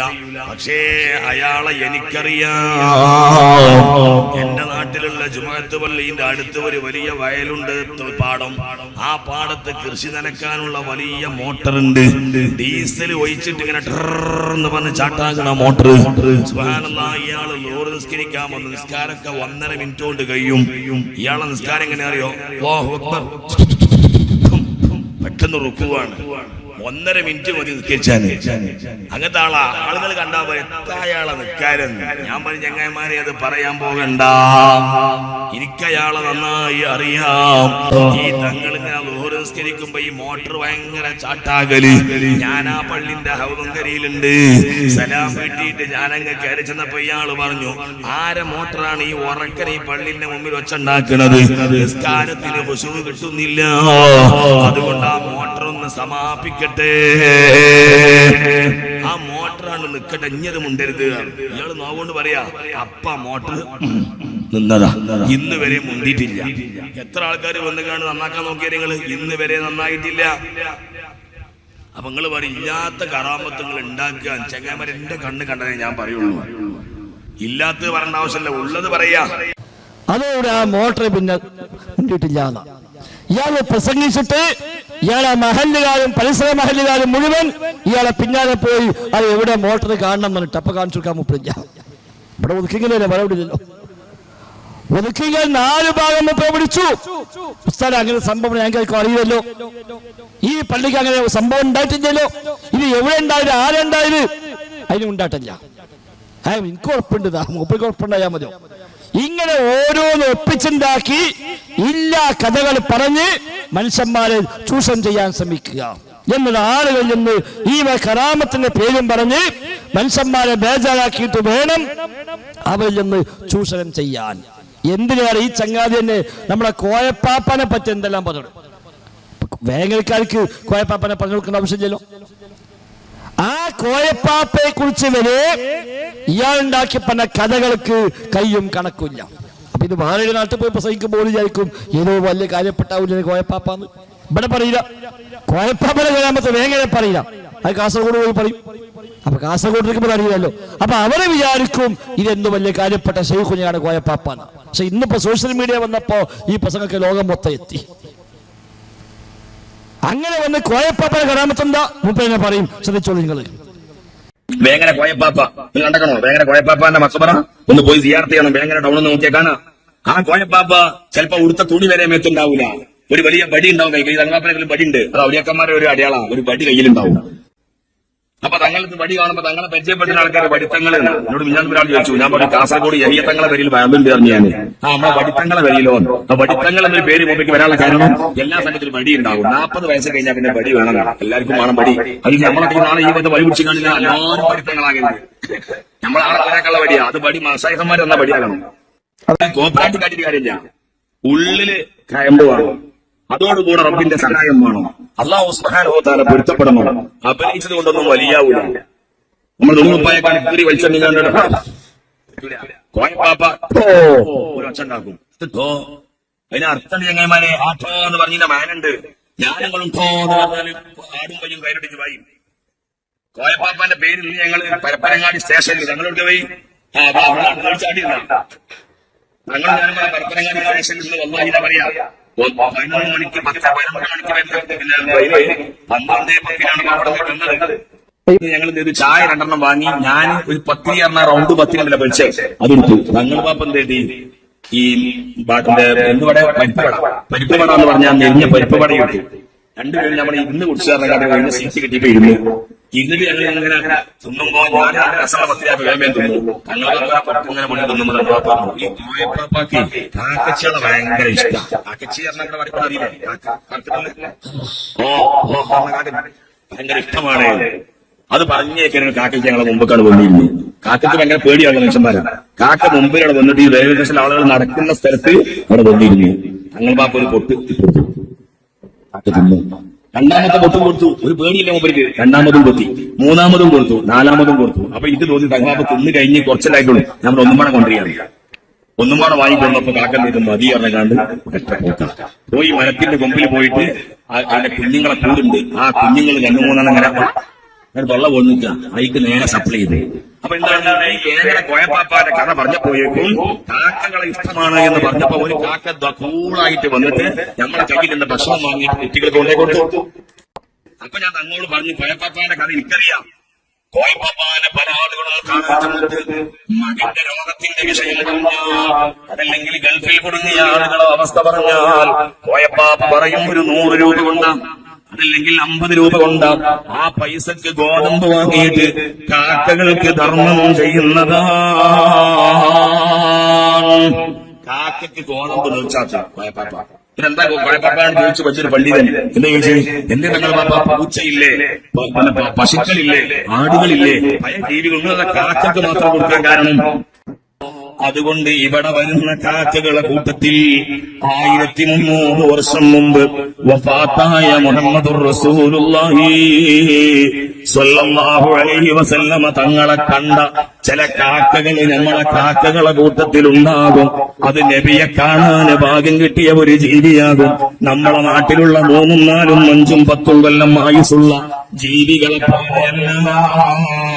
അതുകൊണ്ട് കോയപ്പാപ്പ കാക്കകളെ വല്ലാതെ ബഹുമാനിക്കുമായിരുന്നു. അങ്ങനെ ചിന്ത നമുക്ക് വന്നിട്ട് കാക്കനെ കണ്ടാൽ നമ്മൾ എറിഞ്ഞ് ശരിയാക്കും, അല്ലെങ്കിൽ അമ്പ് വെച്ചിട്ട് നമ്മൾ കൊലപ്പെടുത്തും. എന്നാൽ സുഹൃത്തുക്കളെ, ഹബീബായ നബിയെ കാണാൻ ഭാഗ്യം കിട്ടിയ കാക്കകൾ ഈ കൂട്ടത്തിൽ ഉണ്ടാകുമോ എന്ന് ചിന്തിച്ച് ഗോതമ്പ് കാക്കക്ക് നേർച്ചയാക്കും. അപ്പൊ കോയപ്പാപ്പനെ കറാമത്താണ് ഇപ്പത്. കാക്കച്ചിക്ക് നേർച്ചാക്കാന്ന എന്താ കാക്കക്ക് നേർച്ചക്കാൻ കാരണം? കാക്കക്ക് 1500 വർഷം ആയുസുണ്ട്. അതില്ല, അത് നുണയാണ്. 1500 കൊല്ലുന്ന കാക്കക്ക് ആയുസില്ല. കാക്കക്ക് ശരാശരി ആയുസ് 20 കൊല്ലാണ്. അപ്പൊ ഈ കാക്കക്ക് 1500 കൊല്ലം ആയുസുണ്ട്. അപ്പൊ നബിയെ കണ്ട കാക്കയാവാൻ സാധ്യതയുണ്ട്. കോയപ്പാപ്പാക്ക് പിരാന്തല്ല ഉപ്പിക്കെത്തവതൊക്കെ. അപ്പൊ നബിയെ കണ്ട കാക്ക, അപ്പൊ സ്വഹാബിയാവാൻ സാധ്യതയുള്ള ഒരു കാക്കയാണ്. അപ്പൊ കാക്കക്ക് നേർച്ചാക്കുക. കോയപ്പാപ്പ അതും കാട്ടും, അതിലപ്പുറം കാട്ടും. മൂപ്പിക്ക് എല്ലാം കണക്കന്നെ. അത് കരാമത്തായി പറഞ്ഞു പ്രചരിപ്പിച്ച് അതിന്റെ മറവിൽ സമുദായത്തെ ചൂഷണം ചെയ്യാനാണ് ഇവർ ശ്രമിച്ചുകൊണ്ടിരിക്കുന്നത്. ഇങ്ങനെ എവിടൊക്കെ ജാറുണ്ടോ അവിടെയൊക്കെ കഥ ഉണ്ടാക്കി കൊടുക്കുക. കള്ള കഥകൾ മെനഞ്ഞുണ്ടാക്കി അതിലൂടെയൊക്കെ മനുഷ്യന്മാരെ അങ്ങോട്ട് കൊണ്ടുപോയി പടച്ച റബ്ബിൽ നിന്ന് ആളുകൾ അകറ്റുക. അതാണ് ഇത്തരം മനുഷ്യന്മാരെ പണി. അള്ളാഹുവിലേക്ക് മനുഷ്യന്മാരെ അടുത്താൽ ഇവർക്ക് റോളില്ല. അള്ളാഹുവിലേക്ക് ആളുകൾ അടുത്താൽ പിന്നെ റോളില്ല. ഞാൻ അവിടെ ഇടയിൽ ആൾ ആവശ്യമില്ല. പടച്ച റബ്ബിനോട് പ്രാർത്ഥിക്കാൻ ഇടയിൽ ആള് വേണ്ട, ഇടയാളന്മാര് വേണ്ട. റബ്ബിനോട് എപ്പോഴും പറയാം, ഏത് ഭാഷയിലും പറയാം, എവിടുന്നും പറയാം.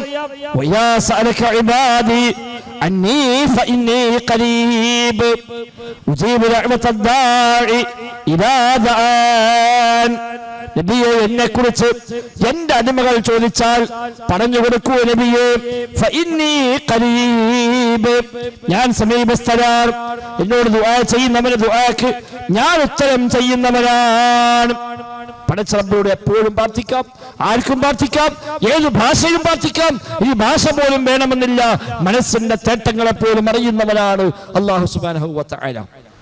അതുകൊണ്ട് റബ്ബിലേക്ക് മനുഷ്യൻ അടുത്താൽ ഇത്തരം മുസ്താലുമാർ ഔട്ടാണ്. അതിനെ കണ്ട പരിഹാരമാണ് ഇത്തരം പടപ്പുകളിലേക്ക് മനുഷ്യന്മാരെ അടുപ്പിക്കാൻ ശ്രമിക്കുക. അതിനാണ് ഇങ്ങനെ കലാമത്വം പറഞ്ഞ് ഓരോരുത്തർ അവരോധിച്ച് കൊണ്ടുവന്ന് മനുഷ്യന്മാരെ ചൂഷണം ചെയ്യുക. മതത്തിന്റെ പേരിൽ ഇല്ലാത്ത വിശ്വാസങ്ങൾ, ഇല്ലാത്ത ആചാരങ്ങൾ, ഇല്ലാത്ത ഇബാദത്തുകൾ എല്ലാം കൊണ്ടുവന്ന് അതൊക്കെയാണ് ദീനെന്ന് പറഞ്ഞ് ആളുകളെ പഠിപ്പിച്ച് ജനങ്ങൾ ചൂഷണം ചെയ്യുന്ന വ്യത്യസ്തമായ വഴികൾ. നിഖിത കച്ചവടങ്ങളാണ്, ദുആ കച്ചവടമാണ്, സ്വലാത്ത് കച്ചവടമാണ്, ബറക്കത്ത് കച്ചവടമാണ്, കരാമത്ത് കച്ചവടമാണ്. എല്ലാം കച്ചവടമായി മാറി. ഇന്ന് ദിക്റ് അദ്കാർ സ്വബാഹും മസാവും വരെ കച്ചവടം ചെയ്യുന്ന മനുഷ്യന്മാരുണ്ട്. നമുക്ക് നാട്ടിൽ എടുക്കുകയാണ് ഒരു പോസ്റ്റർ, അദ്കാർ സ്വബാഹ്.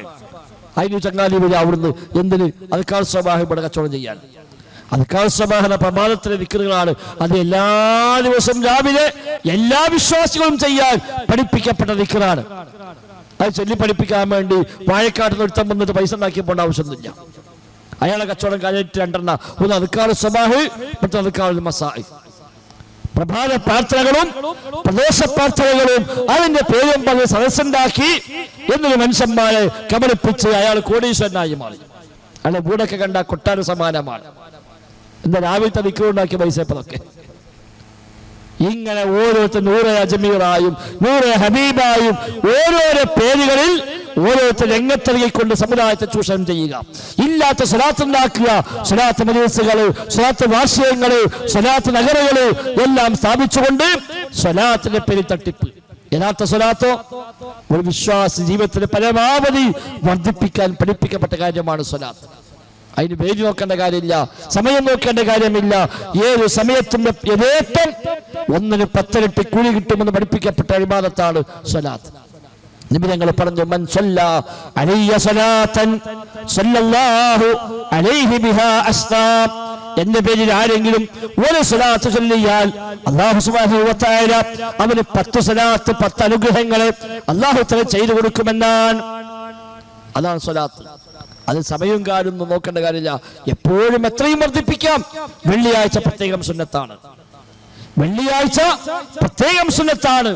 നബിതങ്ങളുടെ പേര് പരാമർശിക്കപ്പെടുമ്പോൾ അത് പ്രത്യേകം പഠിപ്പിക്കപ്പെട്ട കാര്യമാണ്. അൽ ബഖീലു മൻ ലുഖിതു ഇൻദഹു ഫലം യുസല്ലി അലയ്യ. എന്റെ പേര് പറയപ്പെട്ടിട്ട് ഒരാൾ സ്വലാത്ത് ചൊല്ലിയില്ല എങ്കിൽ അവരാണ് പിശുക്കൻ ഹബീബായ മുഹമ്മദ് മുസ്തഫ സല്ലല്ലാഹു അലൈഹി വസല്ലം എന്ന ആ സ്വലാത്ത് കച്ചവടമായി മാറി. സ്വലാത്ത് നഗറുകള്, സ്വലാത്ത് വേദികള്, സ്വലാത്ത് മജ്ലിസുകള്, അങ്ങനെ വ്യത്യസ്ത പേരിട്ട് മജ്ലിസുൻ നൂറായും മഹ്ദറത്തുൽ മദനിയായും ഓരോരുത്തരും ഓരോ പേരിട്ട് കൊണ്ട് സദസ്സുണ്ടാക്കണം, വേദി ഉണ്ടാക്കണം. അവിടെയൊക്കെ എന്താ വിൽക്കുന്നത്? ദിക്റുകൾ, ദുആകൾ, തസ്ബീഹുകൾ, സ്വലാത്തുകൾ ദീനിന്റെ ശിആറുകളായി മതത്തിന്റെ ചിഹ്നങ്ങളായി അറിയപ്പെട്ട കാര്യങ്ങളെല്ലാം കച്ചവടമായി മാറുന്നു. സഹോദരങ്ങളെ, എന്ത് മതമാണ്, ഏത് പ്രമാണമാണ് ഇതെല്ലാം നമുക്ക് തെളിവായിട്ടുള്ളത്? അല്ലാഹു റസൂൽ സ്വല്ലല്ലാഹു അലൈഹി വസല്ലം തങ്ങൾ എവിടെയാണ് മതത്തിന്റെ പേരിൽ ഒരാളെ ചൂഷണം ചെയ്ത ഒറ്റ സംഭവം കാണാൻ കഴിയും? ദീനിന്റെ പേരും പറഞ്ഞുകൊണ്ട്, ഇബാദത്തിന്റെ പേര് പറഞ്ഞുകൊണ്ട് എന്തെങ്കിലും ചൂഷണം ഇല്ല. ഇവിടെയോ ദുആ പൈസ, സ്വലാത്തില്ല പൈസ, മരിച്ച പൈസ, ജനിച്ച പൈസ, പുതിയ വീടുണ്ടാക്കിയ പൈസ, എല്ലാത്തിനും പണം ഉണ്ടാക്കുക, എല്ലാത്തിനും കച്ചവടം. മനുഷ്യന്മാർക്ക് എന്തൊക്കെ കൊടുത്ത് പൈസ വാങ്ങാൻ പറ്റുമോ അതൊക്കെ വഴി ഉണ്ടാക്കി. ലേലം വിളി നമ്മുടെ പണ്ട് വ്യാപകമായിരുന്നല്ലോ, ഇപ്പൊ അത് ഏതാണ് നിന്ന മട്ടാണ്. മുമ്പൊക്കെ വ്യാപകമായിരുന്നു, ഇപ്പൊ പിന്നെ ലേലം വിളിച്ചാൽ വാങ്ങാൻ ആളെ കിട്ടണില്ല എന്ന് മനസ്സിലായപ്പോഴാണ് തോന്നുന്നത് ഉസ്താദായി ധൈര്യം കാണിക്കലില്ല. കോഴിമുട്ട ആയിരങ്ങൾക്കാണ് ഒരു കോഴിമുട്ട ലേലം വെക്കുന്നത്. റമദാൻ മാസങ്ങൾ വന്നാൽ രാത്രി വയൽ വന്നിട്ട് അവിടെ കാണാം കോഴിമുട്ടയും കോഴിയും ആടും പഴവും അടക്കം എന്തെല്ലാം ലേലം വിളിക്കുക. നമ്മുടെ ഈ പൂക്കിപ്പറമ്പിന്റെ എല്ലാ കൊല്ലും ഒരു കഥാപ്രസംഗം ഉണ്ടായിരുന്നു. ചങ്ങാതി ഒരു സൗത്ത് വയനാട് കുഞ്ഞു മുഹമ്മദ് ചങ്ങാതി ഉണ്ടായിരുന്നു. ആണ് ലേലം വിളിന്റെ സ്പെഷ്യലിസ്റ്റാ.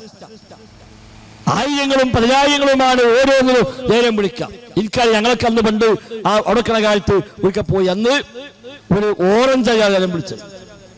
അപ്പൊ സാധാരണ ലേലം വിളി ചെയ്ത് വെച്ചാൽ ഇങ്ങനെ ആദ്യം കുറെ ആളൊക്കെ ഉണ്ടാകും വിളിക്കാറ്, പിന്നെ ഇങ്ങനെ ആളെ എണ്ണം കുറഞ്ഞ് വന്ന് 2 3 ഒതുങ്ങും. പിന്നെ ഓരോ തമ്മിൽ മൂപ്പിച്ചിട്ടാണ് പിന്നെ മുന്നോട്ട് പോയത്. അപ്പൊ അവിടെ കാര്യമായി 2 തറവാട്ടുകളും ഒരു വലിയ വാശിയുള്ള സ്ഥലം ഈ കുണ്ടുകുളം മഹൽ അക്കാലത്ത്. അപ്പൊ അവിടെ ഇങ്ങനെ ഓറഞ്ച് വിളിച്ചിട്ട് അതിനെ പോയി കുറെ മേപ്പിട്ട് പോയി 5000 10,000 ഒക്കെ കഴിഞ്ഞ് 2 ആചാര്യന്മാർ തമ്മിൽ ഭയങ്കര മത്സരിച്ച് ഇവിടെ ആയിപ്പോയി.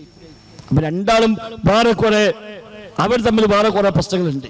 അപ്പൊ ആ പ്രശ്നം കൊണ്ടാണ് ഈ ആചാര്യ വിളിക്കുമ്പോൾ അതിന്റെ മേലെ മറ്റും വിളിക്കും, അതിന്റെ മേലെ ഇയാളെ വിളിക്കും, അങ്ങനെ വിളിച്ചു പോവുകയാണ്. അങ്ങനെ ഒരു ആചാര്യ 26,000 പറഞ്ഞു ഒറ്റ ഓറഞ്ചന്, മറ്റേ ആചാര്യ 27,000 പറഞ്ഞു. പിന്നെ ഈ ആചാര്യ മുണ്ടണില്ല, തൽക്കാലം നിർത്തി. ആ ഉസ്താദ് സ്റ്റേജ് എന്ന് പറഞ്ഞു, സംഗതി നമ്മുടെ ആചാര്യക്ക് ഇതിന് വലിയ ആഗ്രഹമുണ്ട്, പക്ഷെ മറ്റേ ആചാര്യക്ക് വേണ്ടി തൽക്കാലം മുപ്പറിഞ്ഞ് നിർത്തിക്കൊടുത്താണ്. അതുകൊണ്ട് ആ ബറക്കത്ത് നഷ്ടപ്പെടാൻ പാടില്ല, 2 ആക്കും കിട്ടണം. അപ്പോൾ ഞാൻ ഈ ഓറഞ്ച് 2 ആക്കി പൊടിക്കുകയാണ് എന്ന് പറഞ്ഞ പകുതി പൊടിച്ചിട്ട് ഇയാൾക്ക് പകുതി മറ്റേക്ക് പകുതി, ഇയാൾക്ക് 26,000 വാങ്ങി മറ്റേ 27,000 വാങ്ങി. അതാണ് കച്ചവടം. ഇതൊക്കെ നമ്മുടെ നാട്ടിൽ നടന്നിരുന്ന ഏർപ്പാടാണ്.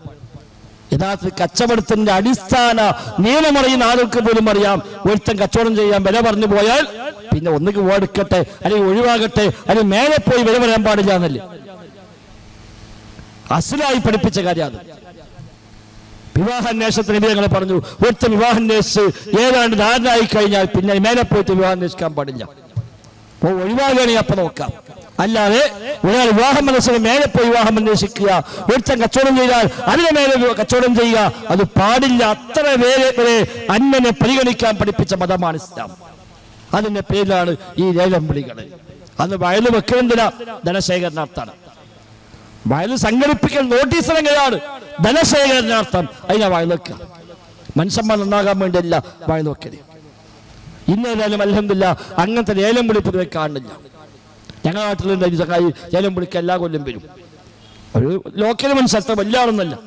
മൂപ്പർ ലേലം വിളിച്ചിട്ട് ഒരു കോഴിമുട്ടയ്ക്ക് മൂപ്പർ ആദ്യം തന്നെ 10 രൂപ വിളിച്ചു. ഫസ്റ്റ് തുടങ്ങുമ്പോൾ ഇയാൾ 10 പറഞ്ഞു ഉസ്താദ്. പിന്നെ മേലാരും പറയണില്ല. ഇയാൾ കുറെ ഒരു വട്ടം 1.5 വട്ടം 2 വട്ടം 2.5 വട്ടമൊക്കെ പറഞ്ഞിട്ട് ഒരുത്തരെ അപ്പുറം പറഞ്ഞെങ്കിൽ ഒരാളെ അപ്പുറത്തേക്ക് പറഞ്ഞില്ല. അപ്പൊ ഇയാൾക്ക് മനസ്സിലായി ഈ ബർക്കത്ത് മൂപ്പര മേത്ത് കൊടുക്കുന്നത്. മൂപ്പര ആ കോഴിമുട്ടാട് വെച്ചത് ഭയങ്കര ചൂട്. എന്താണ് ഈ നാട്ടിനെ പറ്റിയത്? ഒരു ബർക്കത്തായ സാധനം വാങ്ങാൻ ഈ നാട്ടിൽ മനുഷ്യനും ഇല്ലേ? മൂപ്പർ ഭയങ്കര ചൂടാണ്. അപ്പൊ സ്റ്റേജിൽ വയ്ക്കുന്ന ഒരു ഭാരവാഹി ഉണ്ട്, മൂപ്പറിന് 11 റുപ്യാണ്. ആ 11 റുപ്യ 3 വട്ടം വേഗം പറഞ്ഞ് അവിടെ കൊടുത്തു. മേത്തിന് ഒഴിവായി കിട്ടിയതേക്ക്. സഹോദരന്മാർ, ഇതൊക്കെ തട്ടിപ്പുകളാണ്.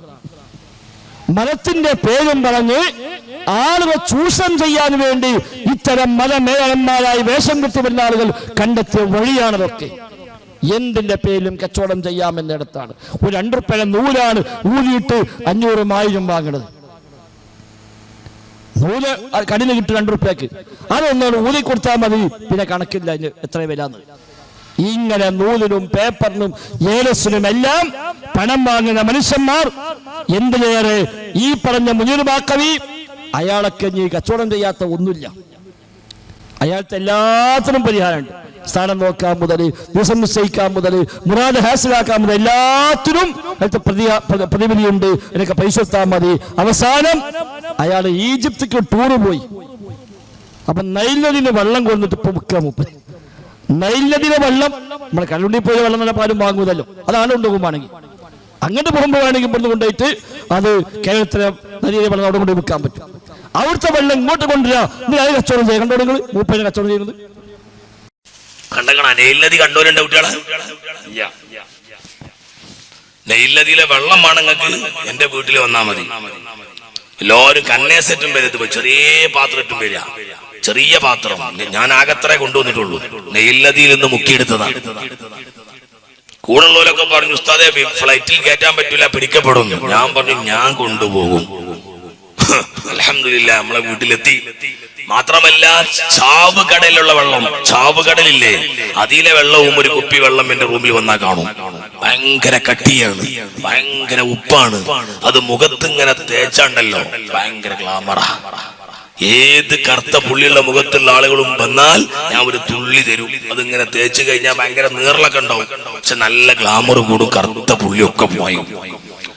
സൗന്ദര്യ വസ്തുക്കൾ ഉണ്ടാക്കുന്നത് നെയിൽ നമ്മളെ ഈ ചാവ് കടലിന്റെ തീരത്ത് നിന്ന് വലിയ ഫാക്ടറി ഉണ്ടാക്കിയിട്ട് പൊടി അടിയിൽ നിന്ന് കുഴിച്ചിട്ട് റോസ് കടലുള്ള മണ്ണുണ്ട്. അതുകൊണ്ടാണ് പേരല്ല ഔലിയാർന്ന ഔലിയ പാപ്പാൻ ഉണ്ടാക്കുന്നത്. മമ്പർത്ത ഔലിയ, പുത്തമ്പള്ളിക്കല ഔലിയ, പല ഔലിയും കേട്ടിട്ടില്ലേ? എന്നാ പേരല്ല ഔലിയാണോ സാധനമുണ്ട്. സ്ത്രീകള് ബ്യൂട്ടി പാർലറിൽ പോയിട്ട് രാത്രി കല്യാണത്തിന്റെ തലേന്ന് പുട്ടിട്ടേക്കാണ്ട് പൈൻ്റടിച്ചിക്കാണ്ട് മുഖം ശരിയാക്കാൻ വേണ്ടി ഉപയോഗിക്കുന്ന സാധനമാണ് ഈ പേരല്ല ഔലിയ. അത് ഉണ്ടാക്കിണ്ടോടുന്ന ലൂത്ത് നബി അലൈഹി സ്വലാത്തു വസ്സലാമിനെ ജനതയെ അട്ടിമറിച്ച സ്ഥലത്താണ് ഈ ചാവുകടൽ. അവിടെ നിന്നാണ് ഈ സാധനം ഉണ്ടാക്കുന്നത്. കണ്ടോ, അതാണ് ഇപ്പൊ കച്ചവടം. അവിടുന്ന് വരുന്ന വെള്ളമാണ് ഇപ്പൊ ബറക്കത്തിനായി കൊടുക്കുന്നത്. അള്ളാഹു റസൂൽ അവിടെ എത്തുമ്പോ ഓടാനാ പറഞ്ഞത്. അനാപരിക നാട്ടുകെത്തുമ്പോ നബി ഞങ്ങൾ വേഗം വിട്ടോളിയാണ്. നബിയും സഹാബത്തും യാത്ര പോകുമ്പോ ഒരു പ്രദേശത്ത് നബി അത് വേഗം വിട്ടോളി.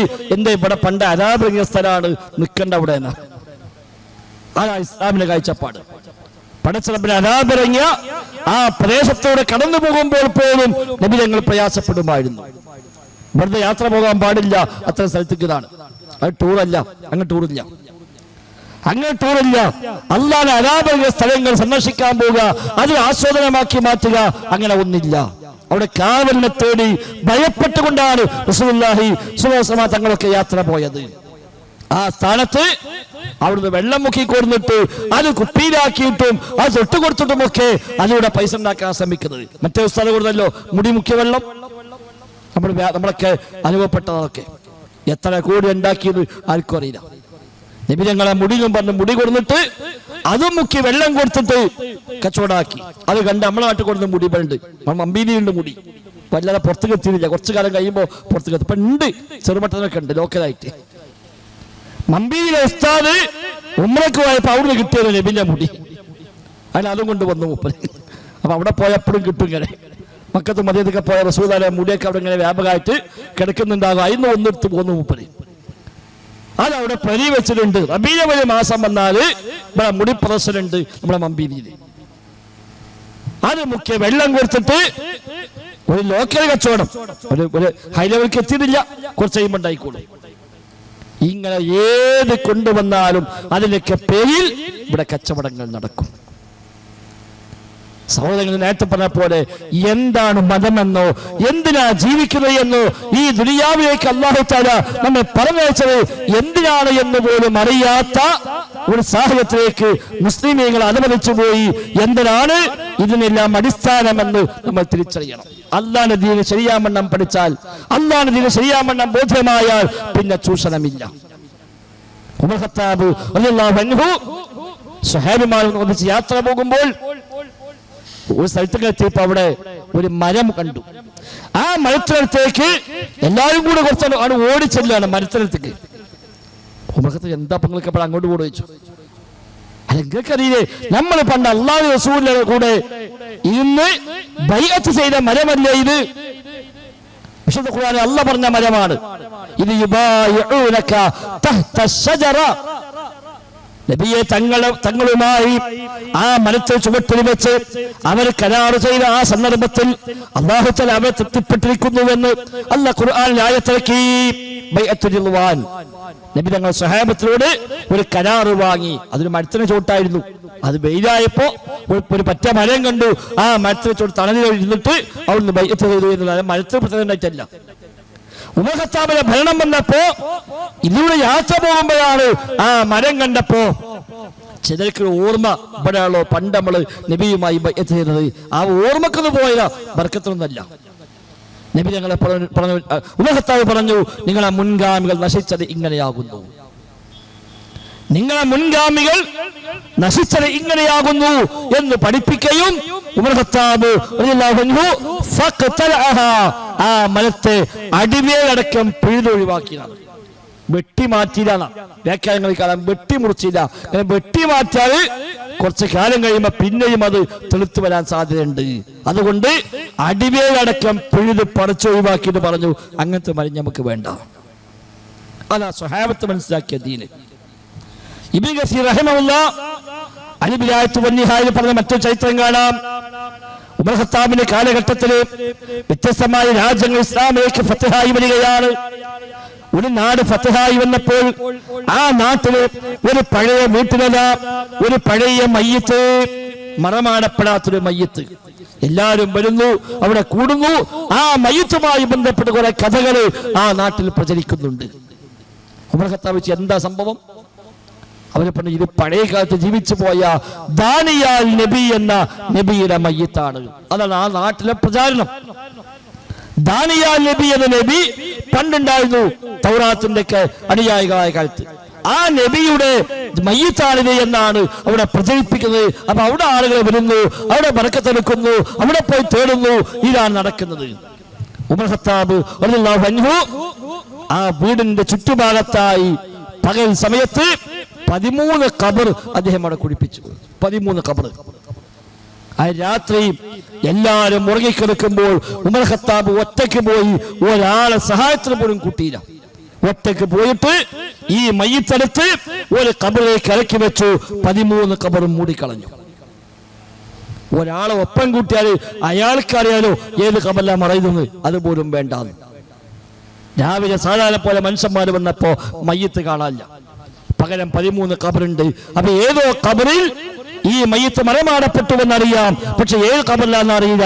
അതുകൊണ്ട് അതവിടെ അവസാനിച്ചു, ഒരിക്കൽ പിരിഞ്ഞു പോയി. അതിന് ഉമർ ഖത്താബ് ചെയ്ത പണിയായിരുന്നത്. നമ്മളായിട്ടാണ് ഈ 13 ജാളുണ്ടാവും. അപ്പൊ അവിടെ ഒറ്റ മയ്യത്തുമ്മിൽ 13 ജാരം കിട്ടിയത്. ഇവിടെ കുഞ്ഞുമൽക്കാ ഷഹീദിന് 7 ജാറാണ്. യാഹൂൻ തങ്ങൾക്ക് 2 ജാറാണ്. തിരൂരിൽ നിങ്ങൾ പുതിയങ്ങാടിക്ക് യാത്ര ചെയ്താൽ 2 സ്ഥലത്ത് കാണാം യാഹൂൻ തങ്ങൾ ജാറെന്ന്. 2 സ്ഥലത്ത് 2 കിലോമീറ്റർ അപ്പുറത്ത് 2 കിലോമീറ്ററിന്റെ ഇടവേളയിൽ ഒരേ ആൾക്ക് 2 കബറ്. യാഹൂൻ തങ്ങൾ ജാറ് 2 മൂപ്പര് തന്നെയാണ്. അപ്പൊ എന്താ പ്രശ്നം? യാഹൂൻ തങ്ങൾ കോയപ്പാപ്പാനെ വേറെ പതിപ്പായിരുന്നു. ഇയാൾക്ക് മാനസികമാണ്, മുപ്പര് അങ്ങനെ നടക്കുന്ന ആളാണ്. അത് യാഹൂൻ തങ്ങൾ മരിച്ചപ്പോ 2 മഹല്ലുകാർ തമ്മിൽ തർക്കായിനാണ്. ഇയാൾ ഞങ്ങളുടെ നാട്ടുകാരാണ് അസല്, അവിടെ മറയണം, അല്ല ഇവിടെ മറയണം, കച്ചറായി ബഹളായി. അങ്ങനെ അന്ന് പരിഹാരമായില്ല. കുറെ ചർച്ച നടന്നു. ഓക്കെ, തീരുമാനിച്ച് നാളെ മറയാം എന്ന് വെച്ചു. രാത്രി യാഹൂൻ തങ്ങൾ സ്വപ്നത്തിൽ വന്നിട്ട് പറഞ്ഞു, നിങ്ങൾ ഒരു സ്ഥലത്ത് മറയിതോളി, ഞാൻ 2 സ്ഥലത്ത് മാറി മാറി കിടന്നോളാം. അങ്ങനെ ഒരു സ്ഥലത്ത് മറവെയ്തു, 2 സ്ഥലത്ത് ഖബറുണ്ടാക്കി. അപ്പൊ യാഹൂൻ തങ്ങൾ ഇപ്പൊ എവിടെ കിടക്കുന്നത് ആർക്കും പറയാൻ പറ്റൂല. ഇവര് മാറി മാറി കിടക്കുക. അങ്ങനെ ആ 2 ജാർ ഇപ്പോഴും കാണാൻ നിങ്ങൾക്ക് അവിടെ മെയിൻ റോട്ടിൽ തിരൂരിൽ ആലത്തൂരിക്ക് പോകുന്ന വഴിയിൽ കാണാം. പുതിയങ്ങാടിയിൽ 2 ജാറങ്ങൾ, 2ഉം യാഹൂൻ തങ്ങൾ ജാറെന്നാണ്. അതിന് പിന്നെ കഥ ഇതാണ്. നമ്മൾ തങ്ങളെ പറ്റിച്ചാളാ യാഹൂൻ തങ്ങളുടെ കഥ. കഥാമത്തതാ. തിരൂരിന് ചങ്ങാതി വാഴക്കൃഷി ചെയ്തു. അപ്പൊ മൂപ്പര് നേർച്ചാക്കി ഇതിന് ഒരു ആദ്യം കൊലക്കുന്ന കൊല മമ്പളം തങ്ങൾക്ക്. ഇയാള് കൊലച്ച് അതിന് വാഴക്കൊല ഉണ്ടായി. അങ്ങനെ അത് പഴുക്കാനായപ്പോൾ വെട്ടിയിട്ട് അതും കൊണ്ട് മമ്പുറത്തേക്ക് പോവുക കൊടുക്കാൻ വേണ്ടി. പോണ വഴിക്ക് യാഹൂൻ തങ്ങളെ കണ്ടു വഴിയുന്ന. യാഹൂൻ തങ്ങൾ ഇങ്ങനെ കോയപ്പാപ്പാനെ പോലെ ഉടുത്തും ഉടുക്കാനൊക്കെ നടക്കുന്ന മനുഷ്യനാണ്. അപ്പൊ ഈ വാഴക്കൊലയും കൊണ്ട് പോകണ്ടപ്പോ ഈ യാഹൂൻ തങ്ങൾ ചോദിച്ചാലോ, എടാ അത് എനിക്കോന്ന്.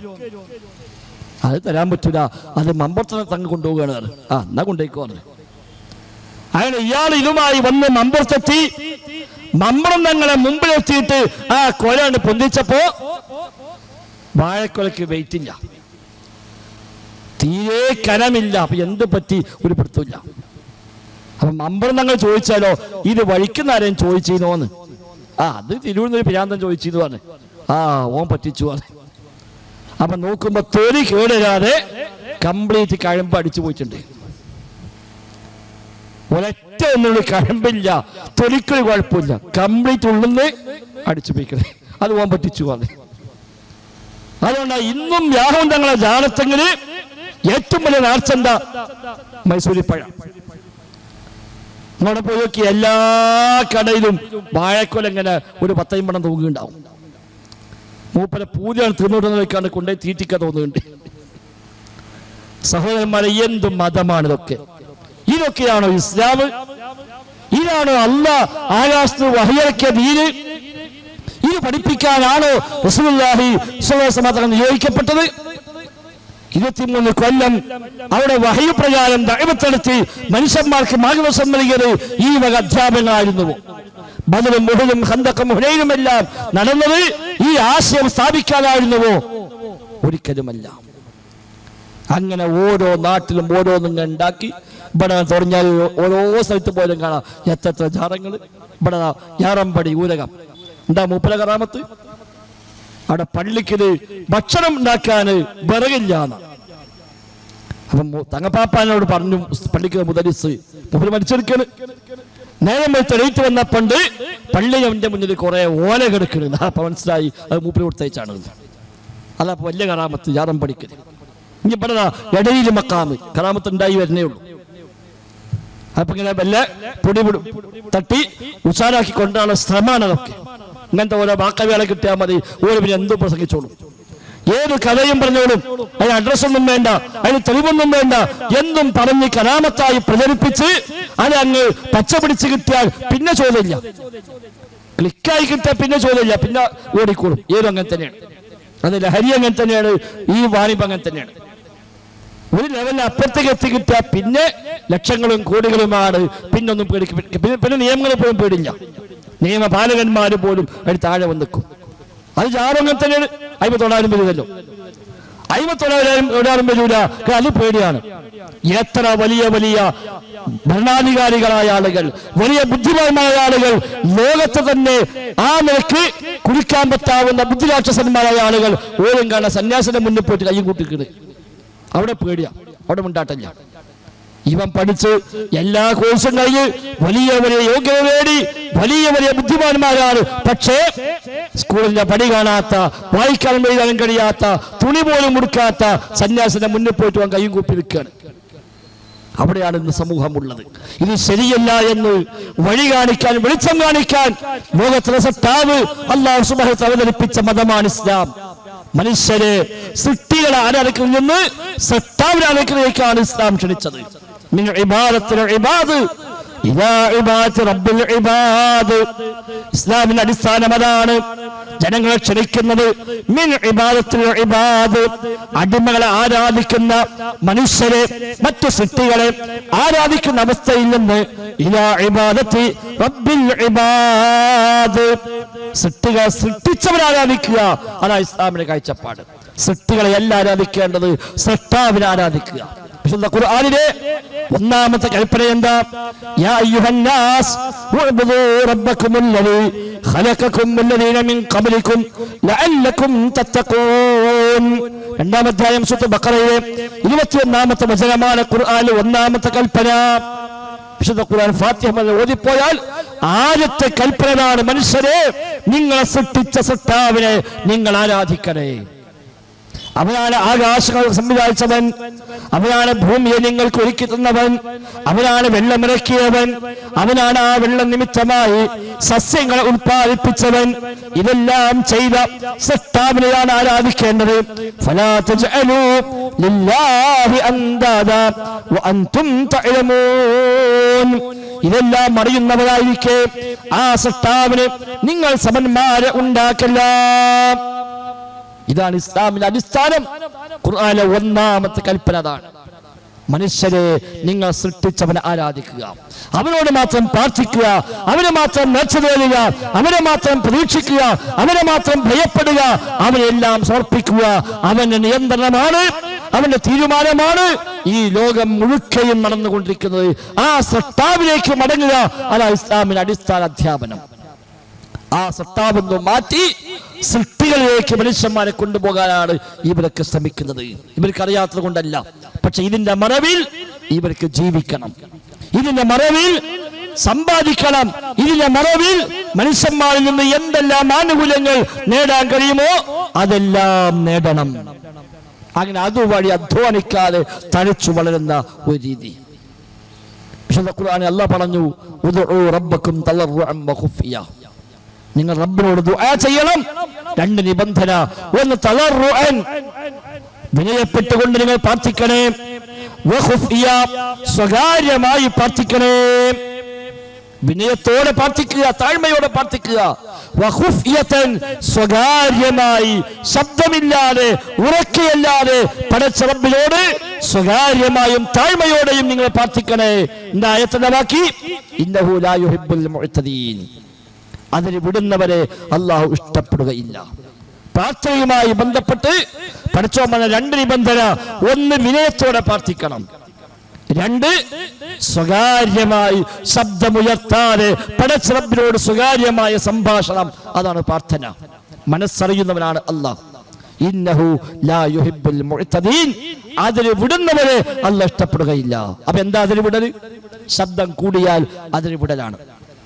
വിനയമില്ലാത്ത തേട്ടം അതിന് വിടലാണ്. 500ഓളം സ്വഹാബിമാരെ കണ്ട് ആ സ്വഹാബിമാരിൽ നിന്ന് മതം പഠിച്ച താബിഇയാണ് ഹിജ്റ 110 വഫാത്തായ ഇമാം ഹസൻ ബസ്രി റഹിമഹുല്ലാഹ്. അദ്ദേഹത്തിന്റെ കാലത്ത് അദ്ദേഹം പള്ളിയിലിരിക്കുമ്പോ ചില മനുഷ്യന്മാരെ ദ്വാരിക്കുമ്പോ യേശു ശബ്ദം കൂടി. അവൻ അള്ളാഹുവോട് ആത്മാർത്ഥമായി പ്രാർത്ഥിക്കുകയാണ്. പക്ഷേ അറിയാതെ ശബ്ദമൊന്ന് കൂടിപ്പോയി. കൂടിയപ്പോൾ ഹസൻ ബസ്രി പറഞ്ഞു, ഞങ്ങളൊക്കെ കണ്ട സ്വഹാബിമാർ അവരാരും പ്രാർത്ഥിക്കുമ്പോൾ ശബ്ദം കേൾക്കുമായിരുന്നില്ല. ഞങ്ങളൊക്കെ ചില ആളുകളെ കണ്ടിട്ടുണ്ട്, അവരൊക്കെ സ്വകാര്യമായി ചെയ്യാൻ കഴിയുന്ന അമലുകളെ പരസ്യമാക്കാൻ ഇഷ്ടപ്പെട്ടിരുന്നില്ല. അവരൊക്കെ പ്രാർത്ഥിക്കലുണ്ടായിരുന്നു. വലഖദ് കാനൽ മുസ്ലിമൂന യജ്തഹിദൂന ഫിദ്ദുആ വലാ യസ്മഉഹും സൗതുൻ ഇൻ ഹുവ ഇല്ലൽ ഹംസു ബൈനഹും വബൈന റബ്ബിഹിം. സ്വഹാബിമാരൊക്കെ പ്രാർത്ഥിക്കുമായിരുന്നു, പക്ഷെ ശബ്ദം കേൾക്കുമായിരുന്നില്ല.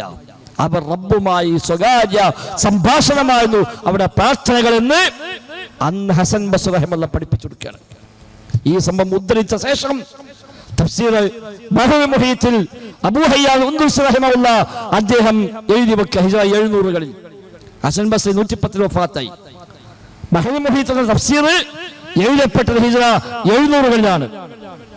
ആ തഫ്സീറിൽ സൂറത്ത് അഅറാഫിലെ ഈ ആയത്ത് വ്യാഖ്യാനിക്കുമ്പോൾ അദ്ദേഹം ഹസൻ ബസ്രിയുടെ ഈ സംഭവം എടുത്തു കൊടുത്തു എന്ന് അദ്ദേഹം പറഞ്ഞ വല്ലാത്ത ചില വാക്കുകളുണ്ട്. അദ്ദേഹം പറഞ്ഞു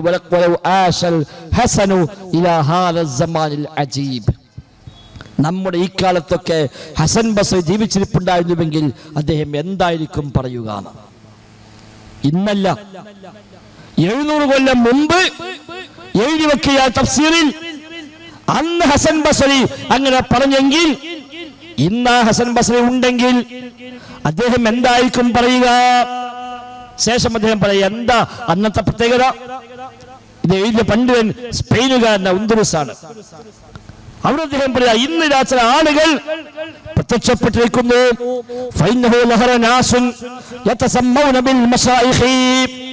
ഇപ്പൊ ചില ആളുകളൊക്കെ രംഗത്ത് വന്നിട്ടുണ്ട്.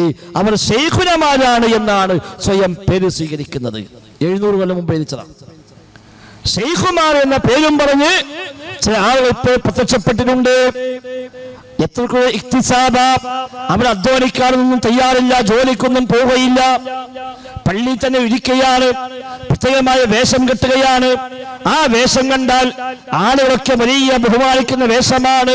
അത്തരം വേഷം സ്വീകരിച്ചുകൊണ്ട് പള്ളികളിലും പ്രത്യേകമായ കേന്ദ്രങ്ങളൊക്കെ ഇരിക്കുന്നു, ജോലി ചെയ്യാൻ തയ്യാറല്ല അവര്. അത്തരം ചില ആളുകൾ ഇപ്പോൾ രംഗത്ത് വന്നിട്ടുണ്ട്. അവരുടെ പ്രത്യേകത അവർക്ക് കുറെ മുരീദന്മാരുണ്ട്, ശിഷ്യന്മാരുണ്ട്. ഈ ശിഷ്യന്മാരുടെ പണി എന്താ?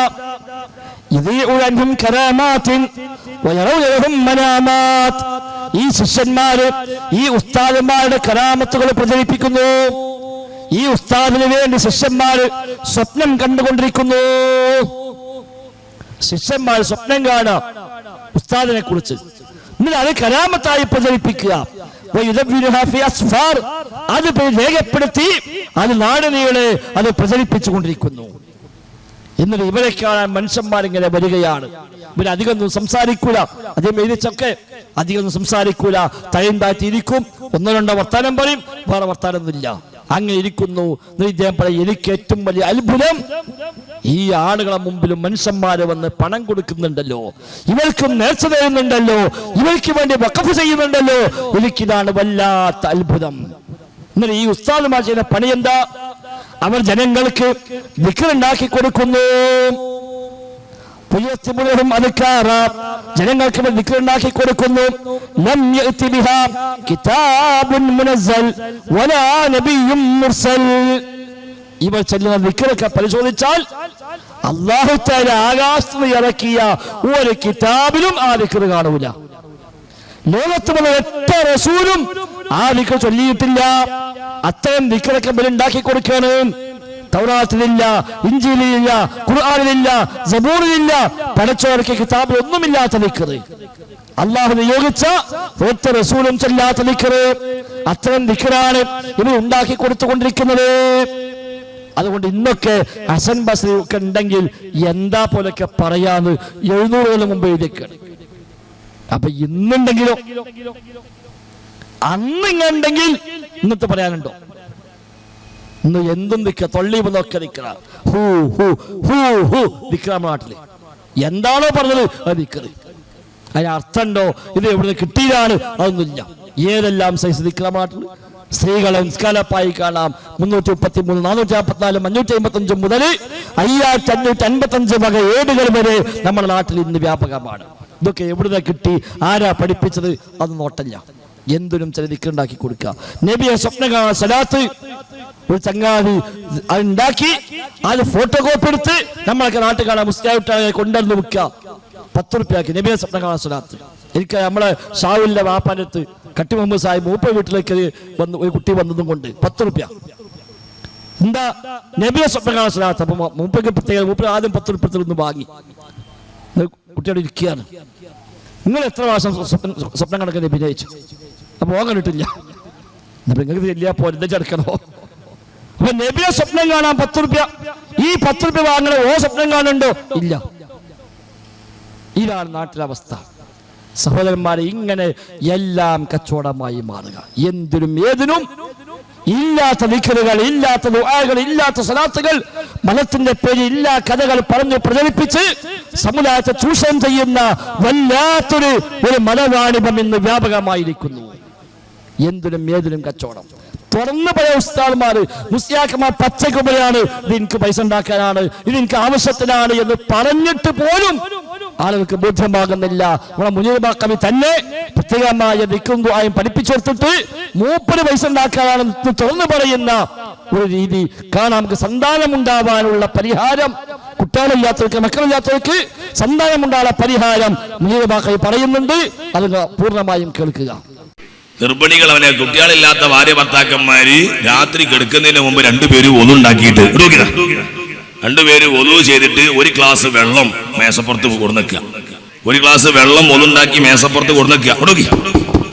മേശപ്പുറത്ത് വെച്ചിട്ട് ഭാര്യയും ഭർത്താവും ഒലുണ്ടാക്കണം, ഉണ്ടാക്കും. രണ്ടാളും കുറച്ച് വിട്ടിരുന്നോണ്ടി വല്ലാത്ത തൊടണ്ട. എന്നിട്ട് മുഹദ്ദീൻ ശേഖിന്റെ പേര് 2 ഒപ്പം യാസീൻ ഓതുക. യാസീൻ ഓതിയിട്ട് 1ാമത്തെ മുബീനെത്തുമ്പോ പുയാപ്പിളിന്റെ ചൂണ്ടാമ്പേലിൽ മുസബ്ബിഹ, ചൂണ്ടാമ്പേലിൽ വലത്തേ കൈന്റെ ചൂണ്ടാമ്പേലുള്ള വെള്ളത്തിൽ ഒന്ന് ഇളക്കുക, ഊതണ്ട, ഇളക്കുക. ഓൻ കൈയെടുത്തിട്ട് ഭാര്യന്റെ പേരിൽ കൊണ്ട് ഇളക്കുക. 2ാമത്തെ മുബീനിലേക്ക് 2 ഒപ്പം ഓതുക. 2ാമത്തെ മുബീനെത്തുമ്പോഴും പുതിയാപ്പിളാതി ഇളക്കുക, പിന്നെ പുതിയ ഇളക്കുക.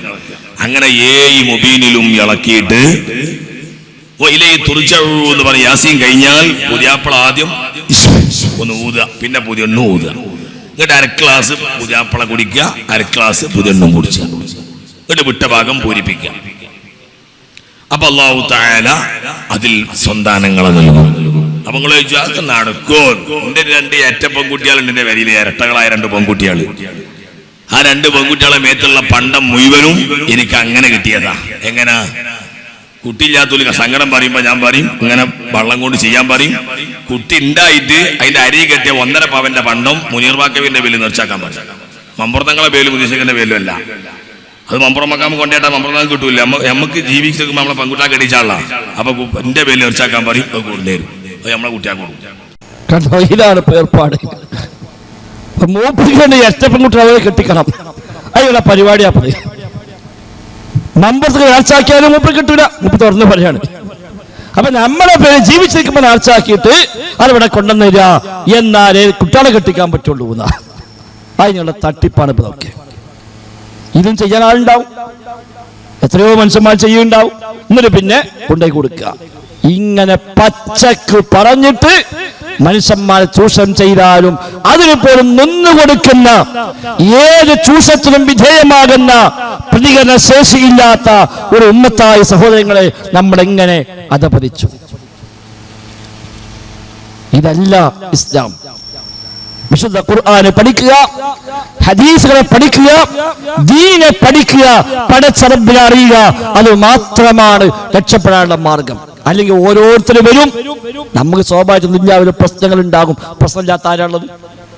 കടം കൊട്ടുള്ള മനുഷ്യന്മാരുണ്ടാകും, രോഗമുള്ള ആളുകൾ ഉണ്ടാകും, പല മുറാദ് ഹാസിലാകാനുണ്ടാവും. അപ്പൊ വരും, നിങ്ങൾക്ക് മുറാദുണ്ടോ ഹാസിലാക്കി തരാം, എന്നിട്ട് വേണം മൂപ്പര മുറാദ് ഹാസിലാകാൻ. ഇങ്ങനെ വരെ പണ്ട് കോട്ടകളുണ്ടല്ലോ, അബ്ദുൽ നാസറുമായതനി ദശമാഷ്ടം വിളിച്ച് 85,000 റുപ്യക്ക്. അപ്പൊ അത് വിളിച്ചെടുത്ത സ്ത്രീയാണ്. പിന്നെ അവരോട് ചോദിക്കുന്നത്, എന്തിനാണ് ഇത്ര വലിയ പൈസക്ക് ഇത് വാങ്ങിയത്? ഞാൻ കുറെ കടണ്ട്, ആ കടം വീടാനാണ്. കടം വീടാ 85,000 റുപ്യ ഇഷ്ടമാകണം. 85,000 കൊടുത്താൽ അത്രയും കടം വീടൂലേ? ആ കടത്ത് കൊടുത്താൽ മതി, അത്രയും വീടൂലേ? ഇങ്ങനെ മനുഷ്യന്മാരെ ചൂഷണം ചെയ്യാൻ മതത്തിനേക്കാളും നല്ല മറ്റൊരു ക്യാപിറ്റൽ ഇല്ല. അത് ഇതര മതക്കാരൊക്കെ ഉപയോഗിക്കുന്നു. അതിനെതിരെയാണ് ഇസ്ലാം. ആളുകളെ, പിന്നടിയിലെ ഭാര്യങ്ങളെ ഇറക്കി കൊടുക്കുവാൻ, പൗരോഹിത്യത്തിന്റെ ചങ്ങലക്കെട്ടുകളിൽ നിന്ന് മോചിതയാക്കുവാൻ, മനുഷ്യന്മാരെ റബ്ബിലേക്ക് അടുപ്പിക്കുവാനാണ് അല്ലാഹു തആല ഈ ദീൻ അവതരിപ്പിച്ചത്. അല്ലാതെ ഇത് വെച്ചിട്ട് പൈസ ഉണ്ടാക്കാനും, ഇത് വിറ്റ് മനുഷ്യന്മാരെ ചൂഷണം ചെയ്യാനും, ഇതിനെ പേര് കുറെ മനുഷ്യന്മാർക്ക് ജീവിച്ചു പോകാനുമല്ല. അല്ലാഹു റസൂൽ തങ്ങളെ പറഞ്ഞയച്ചപ്പോ അല്ല വെച്ച ചില പ്രത്യേകത കാരണം അമ്പിയാക്കന്മാര് സകാത്ത് വാങ്ങാൻ പാടില്ല, സ്വതക്ക വാങ്ങാൻ പാടില്ല. എന്താ കാരണം? അങ്ങനെ എപ്പോഴും ചൂഷണമില്ല. സ്വതക്ക നബി ഭക്ഷിക്കൂല, സക്കാത്ത് നബിക്കും കുടുംബത്തിനും അനുവദനീയമല്ല. നബിക്ക് മാത്രമല്ല, നബിയുടെ കുടുംബത്തിന് പോലും സക്കാത്ത് പോലും വാങ്ങാൻ പാടില്ല. കാരണം അതിന്റെ പേരിലും ഒരു കച്ചവടം വേണ്ടാന്ന്. ഇന്ന് തങ്ങന്മാരെ പറഞ്ഞ മനുഷ്യന്മാരോ സക്കാത്തും വാങ്ങും, അതിന് അപ്പുറം വാങ്ങും. എന്നാൽ നബി തങ്ങളെ പറഞ്ഞ യഹല്ലു ലി മുഹമ്മദിൻ വലാ ലി ആലി മുഹമ്മദിൻ മിൻഹാ ശൈ. മുഹമ്മദ് നബിക്ക് മുഹമ്മദ് നബിയുടെ കുടുംബത്തിന് സല്ലല്ലാഹു അലൈഹി വസല്ലം ഈ സക്കാത്ത് ഹലാലല്ല. നബി തങ്ങൾ സക്കാത്ത് പഠിപ്പിച്ചപ്പോൾ പറഞ്ഞു, സ്വമേധയാ കണ്ടറിഞ്ഞ് സക്കാത്തുമായി വന്നാൽ നാം അത് സ്വീകരിക്കും. സക്കാത്ത് നൽകാതെ അതിൽ മാറി നിൽക്കുന്നവരിൽ നിന്ന് നാം ആ സക്കാത്ത് പിടിച്ചെടുക്കും. അവന് പിഴ ഈടാക്കുകയും ചെയ്യും. തരാൻ മടിച്ചവന് ഉദ്യോഗസ്ഥന്മാർ ചെന്ന് സക്കാത്ത് പിടിച്ചെടുക്കും, അത് ഫൈനും വാങ്ങും എന്നതാണ് നബി തങ്ങൾ പറഞ്ഞത്. ഞാൻ ഫൈന് വാങ്ങും, നിങ്ങൾ വിചാരിക്കണ്ട, നീ എനിക്ക് തന്നാനാ വിചാരിക്കണ്ട, എനിക്കും എന്റെ കുടുംബത്തിനും ഇത് ഹലാലല്ല. അത്ര കൃത്യമായിട്ടാ ഇസ്ലാമില് കാര്യങ്ങൾ പഠിപ്പിച്ചത്. ഈ ഇസ്ലാം പഠിപ്പിച്ച പ്രാർത്ഥനകളൊക്കെയാണ്, ദിക്റുകളൊക്കെയാണ്. എല്ലാ ദിക്റും ദുആയും പരിശോധിച്ചാൽ ഒക്കെ അരവരി, മുക്കാവരി, ഒരു വരി, 1.5 വരി, ഇതാണ് മഹാഭൂരിപക്ഷം ദിക്റുകളും. ഏതൊരാൾക്കും സിമ്പിളായി പഠിക്കാവുന്ന ഏറ്റവും വലിയ ദിക്ർ എന്താ? ലാ ഇലാഹ ഇല്ലല്ലാഹ്, സുബ്ഹാനല്ലാഹ്, അൽഹംദുലില്ലാഹ്, അല്ലാഹു അക്ബർ, അസ്തഗ്ഫിറുല്ലാഹ്, ലാ ഹൗല വലാ ഖുവത ഇല്ലാ ബില്ലാഹ്. ഇതാണ് ഇസ്ലാമിലെ മിക്കവാറും ദിക്റുകളും ദുആയുടെ ഒക്കെ അവസ്ഥ. അത് ചൊല്ലിക്കൊടുക്കാൻ ആവശ്യമില്ല, അതിൽ ഇടയിൽ നിൽക്കാൻ ആവശ്യമില്ല. ഏത് സാധാരണക്കാരും സിമ്പിളായി പഠിച്ച് ജീവിതത്തിൽ പ്രാവർത്തികമാക്കാവുന്നതാണ് ഇസ്ലാമിലെ പ്രാർത്ഥനകൾ. ഒരാൾ യാത്ര പോവുകയാണെങ്കിൽ പ്രാർത്ഥിക്കാൻ പറഞ്ഞു. എന്താ? യാത്ര പോവുകയാണെങ്കിൽ അയാൾ പ്രാർത്ഥിക്കണം. പടച്ച റബ്ബിന്റെ നാമം ചൊല്ലി ബിസ്മില്ലാഹ് തവക്കൽതു അലല്ലാഹ് ലാ ഹൗല വലാ ഖുവത ഇല്ലാ ബില്ലാഹ്. ഒരാൾ യാത്ര ചോദിച്ചാൽ അസ്തൗദിഉല്ലാഹ ദീനക വ അമാനതക വ ഖവാതീമ അമലിക. കഴിഞ്ഞു, അത്രേ ഉള്ളൂ. പക്ഷെ ഇന്ന് അത് പ്രാർത്ഥനയായിട്ട് മനുഷ്യന്മാർ കണക്കാക്കില്ല. ഒരാൾ ഗൾഫിൽ പോവുകയാണ്, പള്ളിക്ക് ഉസ്താദ് ചോദിച്ചാൽ ഞാൻ നാളെ ഗൾഫിൽ പോവാണ്, നിങ്ങളൊന്ന് വീട്ടിലേക്ക് വരുന്നുണ്ട്. വന്നു ദുആക്കാൻ വന്നു, ഉസ്താദ് ദുആന്നു അസ്തൗദിഉല്ലാഹ ദീനക വ അമാനതക വ ഖവാതീമ അമലിക. ഇത് മാത്രം പറഞ്ഞാല് ഉസ്താദിനും തൃപ്തിയാവില്ല, പൽക്കാരനും തൃപ്തിയാവില്ല, അതിട്ട് പൈസ കിട്ടൂല. അപ്പൊ ഉസ്താദിന്റെ അൽ-ഫാത്തിഹ എന്നൊക്കെ വിളിച്ച് വലിച്ചു നീട്ടി ഒരു 5-8 വാചകം ഒപ്പിച്ച് ഒരു അരമണിക്കൂർ വലിച്ചു കിട്ടിയാൽ തൃപ്തിയായി വല്ലതും കിട്ടും ചെയ്യും. മയ്യിത്ത് സംബന്ധിച്ച നബി തങ്ങൾ പ്രാർത്ഥിക്കുന്നുണ്ട്, സ്വഹാബത്ത് പ്രാർത്ഥിക്കുന്നുണ്ട്. അബൂ സലമ മരിച്ചപ്പോൾ നബി തങ്ങൾ പ്രാർത്ഥിച്ചു, അബീ സലമ, പഠിച്ച അബൂ സലമയ്ക്ക് പുറത്തു കൊടുക്കണേ, സ്ഥാനം വർദ്ധിപ്പിച്ചു കൊടുക്കണേ. അതാ പ്രാർത്ഥന കഴിഞ്ഞു. അല്ലാതെ 1 കിലോമീറ്റർ ദൂരമുള്ള പ്രാർത്ഥന ഇവിടെ ഉണ്ടാവില്ല. നമ്മുടെ നാട്ടിലോ ഇതൊന്നും നബി തങ്ങൾ പഠിപ്പിച്ച പ്രാർത്ഥനകളായിട്ട് പോലും കണക്കാക്കാത്ത അവസ്ഥ ഉണ്ടായി. സഹാബിമാരൊക്കെ അവരോട് പ്രാർത്ഥിക്കാൻ പറഞ്ഞാൽ പോലും അവർക്ക് ഇഷ്ടമുണ്ടായിരുന്നില്ല. കാരണം അയിമെന്തോ എനിക്കൊരു അപ്രമാദിത്വമുണ്ടെന്ന് തോന്നുന്നു, സ്വയം വല്ല പ്രയാസം ഉണ്ടാകുമെന്നുള്ള പേടി കൊണ്ട്. ഇബ്നു ഉമർ റളിയല്ലാഹു അൻഹുമാ, ഉമർ ഖത്താബിന്റെ മകൻ അബ്ദുല്ലാഹ് ഇബ്നു ഉമർ അദ്ദേഹത്തോട് പറഞ്ഞു, എനിക്ക് വേണ്ടി ദുആ ചെയ്യണം. അദ്ദേഹം പറഞ്ഞു, ലസ്തു ബി നബിയ്യിൻ, ഞാൻ നബിയൊന്നുമല്ല, ഞാൻ നബിയൊന്നുമല്ല. എന്തിനാ അങ്ങനെ പറഞ്ഞത്? ദോൽക്കാൻ പറയാൻ പാടില്ലേ? പാടുണ്ട്, ദോലിനുകൂടെ ദോൽക്കാം. പക്ഷേ നിങ്ങൾ എനിക്ക് പ്രാർത്ഥിക്കാൻ പറയുമ്പോ മൂപ്പർക്ക് എന്തോ പ്രത്യേകത ഉണ്ടെന്ന് ഇയാൾക്ക് തോന്നുന്നുണ്ടെങ്കിൽ അത് വേണ്ട. ആ ഒരു പഴിലടക്കാനാണ് ഇബ്നു ഉമർ പറഞ്ഞത്. മറ്റൊരാൾ വന്ന് ദുആ ചെയ്യാൻ പറഞ്ഞപ്പോൾ ഇബ്നു ഉമർ പറഞ്ഞു, റബ്ബന ആതിനാ ഫിദ്ദുനിയ ഹസന വഫിൽ ആഖിറതി ഹസന വഖിനാ അദാബന്നാർ. അപ്പൊ ഇയാൾ പറഞ്ഞു, സിദ്, കുറച്ചുകൂടെ നിങ്ങൾ എനിക്ക് അത് പോരാ, ലേശം കൂടെ വേണം. അപ്പൊ അദ്ദേഹം വീണ്ടും പറഞ്ഞു, റബ്ബനാ ആതിനാ ഫിദ്ദുനിയ ഹസന വഫിൽ ആഖിറതി ഹസന വഖിനാ അദാബന്നാർ. അപ്പോൾ ഈ മനുഷ്യൻ പറഞ്ഞു, സിദ് പോരാ, കുറച്ചുകൂടെ വേണം. അപ്പോഴും പറഞ്ഞു, റബ്ബനാ ആതിനാ ഫിദ്ദുനിയ ഹസന വഫിൽ ആഖിറതി ഹസന വഖിനാ അദാബന്നാർ. അയാൾക്ക് തൃപ്തിയാകുന്നില്ല, അയാൾ ഉദ്ദേശമൊന്നുമല്ല. അദ്ദേഹം പിന്നെ പറഞ്ഞു, സിദ്. ഇനിയെന്തോടെ വർദ്ധിപ്പിക്കാനുള്ള വെച്ചു. ദുനിയാവിലെ ഹസനത്തും ആഖിറത്തെ ഹസനത്തും നരകത്തിൽ നിന്ന് കാവലും ഇനി എന്താൾക്ക് വേണ്ടി വെച്ചു. ആ വക അതിന് വിട്ട ശൈലികളെ സഹാബിമാർ അംഗീകരിച്ചിട്ടില്ല എന്നർത്ഥം. ഒരു സഹാബിയുടെ മകൻ ദ്വാരിക്കുക, പഠിച്ചോ എനിക്ക് സ്വർഗം വേണം, സ്വർഗത്തിൽ കൊട്ടാരം വേണം, ആ കൊട്ടാരത്തിൽ അങ്ങനെ വേണം, ഇങ്ങനെ വേണം, അത് വേണം, ഇത് വേണം എന്നിട്ട് ഇയാൾ ഇങ്ങനെ ദ്വാരിക്കുകയാണ്. ബാപ്പ, സഹാബിയായ ബാപ്പന് മോനെ നിർത്തിക്കളുകയാണ്. നബി തങ്ങൾ പറഞ്ഞിട്ടുണ്ട്, പ്രാർത്ഥനയിലും ശുദ്ധീകരണത്തിലും അതിൽ വിടുന്ന ഒരു കൗമ വരാനുണ്ട്. നിന്റെ ഈ പ്രാർത്ഥന അതിൽ പെടുമോ എന്ന് ഞാൻ ഭയപ്പെടുന്നു. നീ അല്ലാഹുവിന്റെ ഫിർദൗസിനെ ചോദിച്ചോ, ഫിർദൗസ് ചോദിച്ചാൽ എല്ലാമായി. ഫിർദൗസ് ചോദിക്കുക, അതെല്ലാം പെട്ടു. വെറുതെ ഇങ്ങനെ ഉണ്ടാക്കി പ്രാർത്ഥിക്കാൻ ആവശ്യമില്ല. ഇവിടെ അത് ഉണ്ടാക്കിയിട്ട് പ്രാസൊപ്പിച്ച് ഇങ്ങനെ വല്ലാത്തൊരു പിന്നെ താളാത്മകമായൊക്കെ ദ്വാരന്ന് പോകുമ്പോൾ മനുഷ്യന്മാർക്ക് അത് ദുആയിട്ട് ആണ് മനസ്സിലാവുള്ളൂ. നമ്മുടെ ദുആ സമ്മേളനം വെച്ചപ്പോൾ മോചങ്ങൾ കരഞ്ഞു പ്രാർത്ഥിക്കണം, ഭയങ്കര കരച്ചിലും ഭയങ്കര ദുആവും. പിറ്റേന്ന് അയൽവാസിയായ സ്ത്രീ പറയാ, ആ ഉസ്താദ് ദ്വാരക്കണ്ടപ്പോ കയറി ചെന്നുകാണ്ട് നാറ്റാൻ പുതിയായി പോയി. ഇതാണ് ഇതിനൊക്കെ പിന്നിലുള്ളത്. അപ്പൊ സഹോദരന്മാരെ, അതൊന്നുമല്ല മതം. ഇതൊക്കെ കച്ചവടത്തിന് വേണ്ടി പൈസ ഉണ്ടാക്കാൻ വേണ്ടി തട്ടിപ്പുമായി ഇറങ്ങിയ തട്ടിപ്പന്മാരാണ് എന്ന് മനസ്സിലാക്കുക. ഇപ്പൊ അടുത്ത് കണ്ട സോഷ്യൽ മീഡിയയിൽ ഒരു ഉസ്താദിന്റെ പ്രസംഗം എന്താ, സാമ്പത്തിക ബുദ്ധിമുട്ടുണ്ടോ, പരിഹാരം ഉണ്ട്. സംഗതി ഇപ്പൊ ഇറങ്ങിയത് എന്തിനാണ്? മൂപ്പർക്ക് സാമ്പത്തിക ബുദ്ധിമുട്ടുണ്ട്, അത് തീർക്കാനാണ്.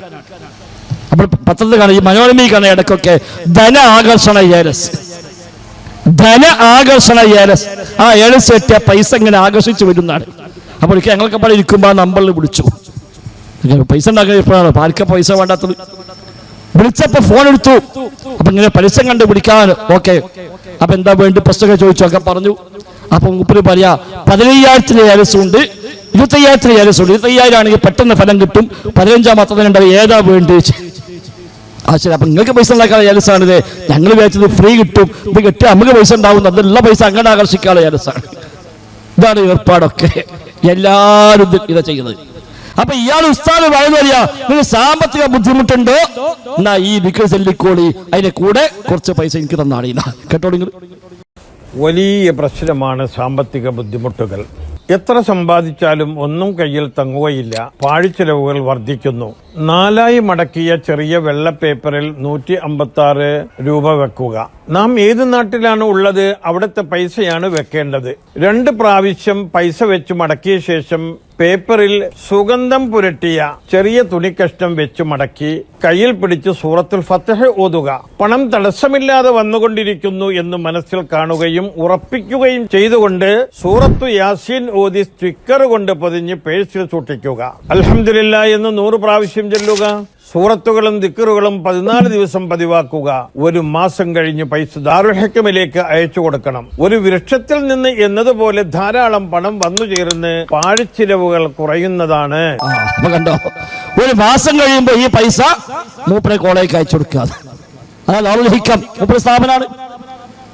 ഇങ്ങനെ വെച്ചിട്ട് ഇതൊക്കെ ചൊല്ലിയിട്ട് എന്ത് ചെയ്യാ, അതാണ് അയച്ചു കൊടുക്കുക. അപ്പൊ 1 മാസം കഴിയുമ്പോ പൈസ ഇങ്ങനെ വരുന്നത് കാണും, അവിടെ പോയൊക്കെ കാണും, അവിടെ ചെന്നാൽ കാണാൻ പൈസ ഇങ്ങനെ വരുന്നത്. അപ്പൊ ഇങ്ങനെ ഏതൊക്കെ രൂപത്തിലാണോ ചൂഷണം ചെയ്യാൻ പറ്റുക, അതിനെല്ലാമുള്ള പഴുത് ഇവർ തേടിക്കൊണ്ടിരിക്കുന്നു. ഈ 2 വിപത്തിനെയും ഗൗരവമായി കണ്ടില്ല എങ്കിൽ ദുനിയാവ് നഷ്ടപ്പെടും, പരലോകം നഷ്ടപ്പെടും. 1 മതത്തിന്റെ പേരിലുള്ള ഇത്തരം കച്ചവടങ്ങൾ, 2 മൊത്തം സമുദായത്തെ കാർന്നു തിന്നുന്ന ലഹരി അടക്കമുള്ള അധാർമിക പ്രവണതകൾ, ഇത് 2ഉം ഗൗരവമായി കാണേണ്ടതാണ്. 1 ദീൻ നശിപ്പിക്കുന്നതാണ്, മറ്റത് ദുനിയാവിനെ നശിപ്പിക്കുന്ന കാര്യമാണ്. അതുകൊണ്ട് ലഹരിയേക്കാൾ വലിയ അപകടം ശിർക്കാകുന്ന ധാർമ്മികമായ ചൂഷണമാകുന്ന ഇത്തരം കച്ചവടങ്ങളാണ്. അത് നാം ഗൗരവമായി കാണേണ്ടതുണ്ട്. അതിനുള്ള പരിഹാരം ദീനു പഠിക്കലാണ്. നമ്മൾ പഠിക്കാൻ തയ്യാറല്ല, ഖുർആൻ ഓതാൻ തന്നെ മര്യാദക്കാറിയില്ല, അർത്ഥം ഏതാനും പഠിച്ചിട്ടില്ല, ഹദീസ് എന്താന്ന് പോലും അറിയില്ല. ഇതാണ് നമ്മളെ അവസ്ഥ. അപ്പൊ ഓർക്കണമെങ്കിൽ ഉസ്താദ് വേണം, ബാപ്പാനെ ഖബറിൽ പോകണമെങ്കിൽ ഉസ്താദിനെയും കൂട്ടി പോകണം, വല്ല യാത്ര പോകണമെന്നോ ഉസ്താദിനെ വിളിച്ചുകൊണ്ടിരണം. ഇതാണ് നമ്മളെ അവസ്ഥ. അവിടുന്ന് മാറണം. പടച്ച റബ്ബിനോട് മനസ്സറിഞ്ഞ് പ്രാർത്ഥിക്കുക, റബ്ബേ എന്താണോ ശരി ആ ശരി നീ അറിയിക്കണേ, ആ ശരിയിലേക്ക് നീ എനിക്ക് വഴി കാണിക്കണേ എന്ന് ആത്മാർത്ഥമായി പ്രാർത്ഥിക്കാൻ പറ്റണം. കാരണം സ്വർഗം പ്രധാനമാണ്, നരകം ഗൗരവമാണ്. ദുനിയാവിലെ ജീവിതം ഒന്നേയുള്ളൂ, അത് അവസാനിച്ച് റബ്ബിന്റെ മുമ്പിലേക്ക് വരും. അപ്പൊ ഈ പറയപ്പെട്ട ഉസ്താദുമാർ ആരും ഒപ്പം ഉണ്ടാവില്ല, എല്ലാവരും ഒറ്റക്കാണ് വരിക.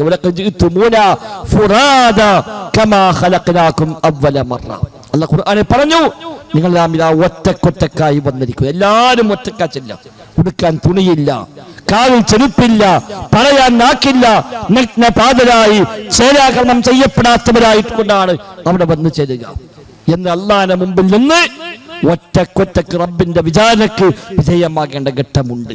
അവിടെ എനിക്ക് ദുനിയാവ് തെറ്റിപ്പോയല്ലോ എന്ന് മനസ്സിലായിട്ട് കാര്യമൊന്നുമില്ല. വിലാപം ഉണ്ടാകും, മരിക്കാൻ സമയത്ത് വിലപിക്കും, റബ്ബേ ഒന്ന് മടക്കി തരണേ.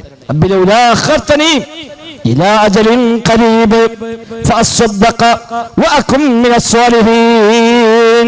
റബ്ബേ അല്പനേരം കൂടി പിന്തിപ്പിച്ചു നിന്നാൽ ഞാൻ സദഖ ചെയ്യാം റബ്ബേ, സ്വാലിഹീങ്ങളിൽ പെട്ടുകൊള്ളാം റബ്ബേ എന്നൊക്കെ അവർ പറഞ്ഞു നോക്കും. പക്ഷേ കാര്യമില്ല. ഖബറിൽ കിടന്ന് വിലപിക്കും, മഹ്ശറിൽ വിലപിക്കും, നരകത്തിൽ കിടന്ന് വിലപിക്കുമെന്നൊക്കെ അല്ലാഹ് പറയുന്നു. വഹും യസ്തരിഖൂന ഫീഹാ റബ്ബനാ അഖ്രിജ്നാ നഅമൽ സ്വാലിഹാൻ ഗൈറല്ലദീ കുന്നാ നഅമൽ അവലം നുഅമ്മിറുകും മാ യതദക്കറു ഫീഹി മൻ തദക്കർ വജാഅകുമുൻ നദീർ.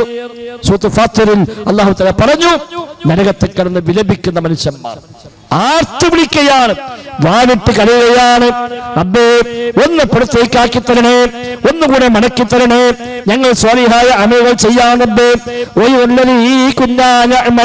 ചെയ്തിരുന്ന അമലല്ലാത്ത അമൽ ചെയ്യാൻ റബ്ബേ. ചെയ്ത അമലൊക്കെ വൃഥാവിലായി, ഒന്നും കിട്ടിയില്ല, ഉപകാരപ്പെട്ടില്ല, എല്ലാം നഷ്ടപ്പെട്ടു പോയി. ഇനി ഞങ്ങൾ ശരിയായ അമൽ ചെയ്യാൻ റബ്ബേ, ഒന്നുകൂടെ മടക്കി തന്നെ. നരകത്തിൽ കിടന്ന് ആർത്തു വിളിക്കുമ്പോ മലക്കളുടെ ചോദ്യമുണ്ട്, ദുനിയാവിൽ നിങ്ങൾക്ക് വേണമെങ്കിൽ ചിന്തിക്കാവുന്ന പ്രായം കിട്ടിയില്ലേ? വജാഅകുമുൻ നദീർ, മുന്നറിയിപ്പുകൾ വരികയും ചെയ്തില്ലേ? പ്രായം, പക്വതയും ബുദ്ധിയും കിട്ടി. 30, 40, 50, 60 വയസ്സ് നിങ്ങൾ ജീവിച്ചു, ചിന്തിക്കാവുന്ന സാഹചര്യമുണ്ടായി, മുന്നറിയിപ്പുകളും കിട്ടി. ഖുർആൻ മുന്നറിയിപ്പാണ്, നബിതങ്ങളുടെ മുന്നറിയിപ്പാണ്, ഈ സംസാരം പോലും മുന്നറിയിപ്പാണ്. ഇതെല്ലാം കിട്ടിയിട്ട് എനിക്കറിയില്ലായിരുന്നു, ഞാൻ പെട്ടുപോയതാണ്, വഞ്ചിക്കപ്പെട്ടതാണെന്ന് പറഞ്ഞ് റബ്ബിന്റെ കോടതിയിൽ വന്നാൽ രക്ഷപ്പെടാൻ സാധ്യമല്ല. അതുകൊണ്ട് ഈ ജീവിതം പരീക്ഷണമാണെന്ന് മനസ്സിലാക്കി അത് ഉപയോഗപ്പെടുത്തണം. അല്ലദീ ഖലഖൽ മൗത വൽ ഹയാത്ത് ലിയബ്ലുവകും അയ്യുകും അഹ്സനു അമല. അല്ലാഹു തആല ദുനിയാവിൽ നമുക്ക് ജീവിതം നിശ്ചയിച്ചത്, മരണം നിശ്ചയിച്ചത് നമ്മെ പരീക്ഷിക്കുവാനാണ്. അത് തോന്നിവാസങ്ങൾ ചെയ്ത് നശിപ്പിക്കാനുള്ളതല്ല, ഹറാമുകളെ പിന്നാലെ പോകാനുള്ളതല്ല, മൊബൈൽ ഫോണുകളിൽ അശ്ലീലമായ കാഴ്ചകൾ കണ്ട് ജീവിതത്തെ തകർക്കാനുള്ളതല്ല, ലഹരിയുടെ പിന്നാലെ പോയി ജീവിതം തുലക്കാനുള്ളതല്ല. ഒരു നിയമവും ബാധകമല്ലാതെ, ഒന്നിനെയും വകവെക്കാതെ സ്വതന്ത്രവാദം പറഞ്ഞ് ലിബറൽ ചിന്താഗതിയിലൂടെ പോയി എന്തുമാകാമെന്ന് വിചാരിച്ച് നഷ്ടപ്പെടുത്താനുള്ളതല്ല ഈ നൈമിഷികമായ ജീവിതം. ഇത് പരീക്ഷണമാണ്. എന്തു ചെയ്യുന്നുവെന്ന് റബ്ബ് നോക്കുന്നുണ്ട്, അല്ല നിരീക്ഷിക്കുന്നുണ്ട്. അവരെന്താ ചെയ്യുന്നത്, എന്താ കാണുന്നത്, എന്തൊക്കെയാ കേൾക്കുന്നത്, എന്തൊക്കെയാ പ്രവർത്തിക്കുന്നത്, എവിടേക്കെല്ലാമാണ് പോകുന്നത്, എല്ലാം നോക്കിക്കൊണ്ടിരിക്കുന്നു.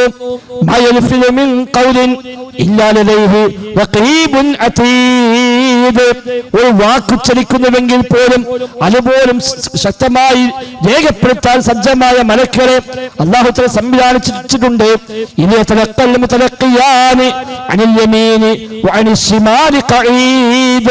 വലത്തും ഇടത്തുമായി 2 മലക്കുകൾ എല്ലാം ഏറ്റുവാങ്ങുന്നുണ്ട് എന്നാണ് അല്ലാഹു ഖുർആനിൽ വീണ്ടും പറഞ്ഞു, വലാ തഖഫു മാ ലൈസ ലക ബിഹി ഇൽം ഇന്ന സമഅ വൽ ബസർ വൽ ഫുആദ കുല്ലു ഉലൈക കാന അൻഹു മസ്ഊലാ. അറിവില്ലാത്തതിന്റെ പിന്നാലെ പോകരുത്. കാരണം കണ്ണും കാതും ചിന്താശേഷി പോലും ചോദ്യം ചെയ്യപ്പെടുന്ന കാര്യമാണ്. കണ്ണിനെ പറ്റി ചോദ്യമുണ്ട്, കാലിനെ പറ്റി ചോദ്യമുണ്ട്, ചിന്തയെപ്പറ്റി ചോദ്യമുണ്ട് എന്നാണ്. എല്ലാം ചോദ്യത്തിന് വിധേയമാകും. അതുകൊണ്ട് എന്ത് കാണുമ്പോഴും ഇത് ഹറാമാണോ ഹലാലാണോ, എന്ത് കേൾക്കുമ്പോഴും ഇത് ഹറാമാണോ ഹലാലാണോ എന്ന് ആലോചിച്ചിട്ട് വേണം എന്തും കാണാനും കേൾക്കാനുമെന്നാണ്. സഹോദരങ്ങളെ, ആ ബോധം തീർച്ചയായും ഉണ്ടായില്ല എങ്കിൽ ഈ ജീവൻ നമുക്ക് നഷ്ടമായി മാറുമെന്ന് തിരിച്ചറിവ് നമുക്കുണ്ടാകണം. അല്ലാതെ ദുനിയാവുന്ന ജീവിതം അവസാനിച്ചിട്ട് റബ്ബിന്റെ കോടതിയിലേക്ക് മടക്കപ്പെടുമ്പോൾ പെട്ടുപോയ റബ്ബേ എന്ന വിലാപം കൊണ്ട് കാര്യമൊന്നുമില്ല. അത് ദീന് പഠിക്കുക, ഖുർആന് പഠിക്കുക, ഹദീസ് പഠിക്കുക, അത് മാത്രമേ പരിഹാരമുള്ളൂ. ഇന്ന് അൽഹംദുലില്ലാഹ് ഒരുപാട് സംവിധാനങ്ങൾ നമുക്കുണ്ട്, എമ്പാടും സംവിധാനമുണ്ട്. സോഷ്യൽ മീഡിയ വഴിയും അല്ലാതെയുമായി, ഓൺലൈനായും ഓഫ്ലൈനായുമായി ഒരുപാട് സംവിധാനങ്ങൾ നമുക്കുണ്ട്. ഏത് ഭാഷയിലും ഖുർആൻ പഠിക്കാൻ, ഏത് ഭാഷയും ഹദീസ് പഠിക്കാൻ, ദീന് കൃത്യമായി മനസ്സിലാക്കാൻ എല്ലാ സംവിധാനങ്ങളുമുണ്ട്. അത് ഉപയോഗപ്പെടുത്തി ദീനിലേക്ക് മടങ്ങാൻ, റബ്ബിനെ കുറിച്ച് ബോധ്യമുണ്ടാകാൻ നാം പരിശ്രമിക്കുക. ആത്മാർത്ഥമായി റബ്ബിനോട് ദുആ ചെയ്യുക. അല്ലാഹു സുബ്ഹാനഹു വ തആല ശരീര വഴിയിലേക്ക് നമുക്കെല്ലാം മാർഗദർശനം നൽകി അനുഗ്രഹിക്കുമാറാവട്ടെ. നിഷ്കളങ്കമായി ആത്മാർത്ഥമായി റബ്ബിനോട് പ്രാർത്ഥിക്കുക. റബ്ബേ, ഒരുപാട് അഭിപ്രായ വ്യത്യാസങ്ങളുണ്ട്, ഒരുപാട് പ്രശ്നങ്ങളുണ്ട്, ഒരുപാട് ഫിത്നകളുണ്ട്. അതിനിടയിലാണ് ഞാൻ ജീവിക്കുന്നത്. റബ്ബേ, എനിക്ക് സ്വർഗം കിട്ടണം, എനിക്ക് നരകം സഹിക്കാൻ കഴിയില്ല റബ്ബേ. അതുകൊണ്ട് എനിക്ക് നേരായ വഴി നീ കാണിച്ചു തരണേ എന്ന് ആത്മാർത്ഥമായി റബ്ബിനോട് പ്രാർത്ഥിച്ചാൽ അല്ലാഹു തആല രക്ഷപ്പെടുത്താതിരിക്കുകയില്ല. അല്ലാതെ നാടെങ്ങനെയാണ്, നാട്ടിലെങ്ങനെയാണ്, ഭൂരിപക്ഷം എങ്ങനെയാണ്, മഹല്ലെങ്ങനെയാണ്, എന്റെ വാപ്പങ്ങനെയാണ്, വല്ലിപ്പങ്ങനെയാണ്, കാരണന്മാരെങ്ങനെയാണ്, ഇനി അത് മതി, അത് അപ്പുറത്തേക്ക് മറ്റൊന്നും ആവശ്യമില്ല എന്നാണെങ്കിൽ അത് ശരിയായ നിലപാടല്ല. അവർ ശരിയിലാണോ ആ ശരിക്ക് പിന്തുടരാം.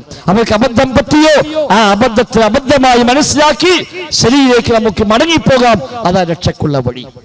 ധാരാളം സംവിധാനങ്ങളുണ്ട്. ഇവിടെ കരികഞ്ച ദാറുസ്സലാം പള്ളിയിൽ എല്ലാ ബുധനാഴ്ചയും സുബഹിക്ക് ശേഷം 1.5 മണിക്കൂർ ഖുർആൻ പഠിക്കാനുള്ള സംവിധാനമുണ്ട്. ഏതു സാധാരണക്കാരനും ഖുർആൻ ഓതാനും പഠിക്കാൻ, അർത്ഥവും പഠിക്കാവുന്ന സംവിധാനം എല്ലാ ബുധനാഴ്ചയും സുബഹിക്ക് ശേഷം 1.5 മണിക്കൂർ വന്നാൽ അതൊരു അവസരമാണ്. വെള്ളിയാഴ്ച ജുമുഅയ്ക്ക് വന്നാൽ ഒരു 10-25 മിനിറ്റ് അവനവനെ മനസ്സിലാകുന്ന ഭാഷയിൽ ഖുർആൻ ഓതി ഹദീസ് ഉദ്ധരിച്ച് സ്വഹാബത്തിന്റെ താബിഈങ്ങളുടെ തബഉ താബിഈകളെല്ലാം ഉദ്ധരണികൾ അധ്യാപനങ്ങളെ മുമ്പിൽ വെച്ചുകൊണ്ട് നമുക്ക് ആവശ്യമായ ഉത്ബോധനം ലഭിക്കുന്ന സംവിധാനമുണ്ട്. നബി തങ്ങളുടെ ഖുത്ബയുടെ അതേ മാതൃകയിൽ അതൊക്കെ ഉപയോഗപ്പെടുത്താൻ നമ്മൾ തയ്യാറാകണം. അല്ലാതെ 50 കൊല്ലം ജുമുഅയ്ക്ക് പോയി ഇരുന്നാലും പ്രത്യേകിച്ചൊന്നും മനസ്സിലാവാത്ത സാഹചര്യം അതല്ല അല്ലാഹുവും റസൂലും പഠിപ്പിക്കുന്ന വെള്ളിയാഴ്ച ഖുത്ബ എന്നത്. നബിയുടെ ഖുത്ബയെ പറ്റി ഹദീസിൽ പഠിപ്പിച്ചത് കാണാം. നബിയുടെ ഖുത്ബ യഖറഉൽ ഖുർആന വയുദക്കിറുൻ നാസ് എന്നാണ്. യഖറഉൽ ഖുർആന വയുദക്കിറുൻ നാസ്. നബി തങ്ങൾ ഖുർആൻ ഓതും, ജനങ്ങളെ ഉത്ബോധിപ്പിക്കുന്ന. നബി തങ്ങൾ ഖുർആൻ ഓതും, ജനങ്ങളെ ഉത്ബോധിപ്പിക്കും. അതാണ് നബിയുടെ ഖുത്ബ. അല്ലാതെ എന്താ പറഞ്ഞ ആർക്കും അറിയാതെ ചൊല്ലിത്തീർത്തു പോകുന്ന ഒരു ഏർപ്പാടല്ല നബി തങ്ങളുടെ ഖുത്ബകൾ. വെള്ളിയാഴ്ച ഒരു ജുമുഅയിൽ പങ്കെടുത്താൽ ഒരാഴ്ച മുന്നോട്ട് പോകാൻ ആവശ്യമായ എന്തെങ്കിലുമൊക്കെ ഒരു ഉപദേശം, ഒരു ഈമാൻ വർദ്ധിക്കാൻ, തഖ്വ കൂടാനുള്ള ചെറിയ ചെറിയ ഉത്ബോധനങ്ങൾ അതിലൂടെ ലഭിക്കും. ഇനി അതൊന്നും സമയമില്ലാത്തവന് ഓൺലൈനായി വെമ്പാടും സംവിധാനങ്ങളുണ്ട്. ഏതെങ്കിലും നമുക്ക് ഉപയോഗപ്പെടുത്തി ജീവിത ലക്ഷ്യം തിരിച്ചറിഞ്ഞ് സ്വർഗം നേടാനുള്ള ഒരു പണി സഹോദരങ്ങളെ നമ്മൾ എടുക്കണം. എല്ലാം കഴിഞ്ഞ് അവസാനം കണ്ണ് ചിമ്മാൻ നേരത്ത് സ്വർഗം കിട്ടിയില്ലല്ലോ എന്ന വിലാപം കൊണ്ട് കാര്യമില്ല. സ്വർഗം കിട്ടണമെന്ന നിർബന്ധ ബുദ്ധി. നരകം സഹിക്കാൻ കഴിയില്ല, ദുനിയാവെ തീ സഹിക്കാൻ കഴിയാത്ത സാധുക്കളാണ് നമ്മൾ. ഇതിന്റെ 69-70 ഇരട്ടിയാണ് പരലോകത്ത് നരകത്തിന്റെ ചൂട്. കല്ലുകളാണ് ഇന്ധനമായിട്ടുള്ളത്, മനുഷ്യരാണ് ഇന്ധനമായിട്ടുള്ളത്. ആ നരകം സഹിക്കാനാവില്ല. അവിടെ അബൂജഹലിന്റെ കൂടെ, ഫിർഔനിന്റെ കൂടെ, ലോകം കണ്ട എല്ലാ തമ്മാടികളുടെയും കൂടെ, തോന്നിവാസികളുടെ കൂടെ, പിശാചുക്കളുടെ കൂടെ ആ നരകാഗ്നിയിൽ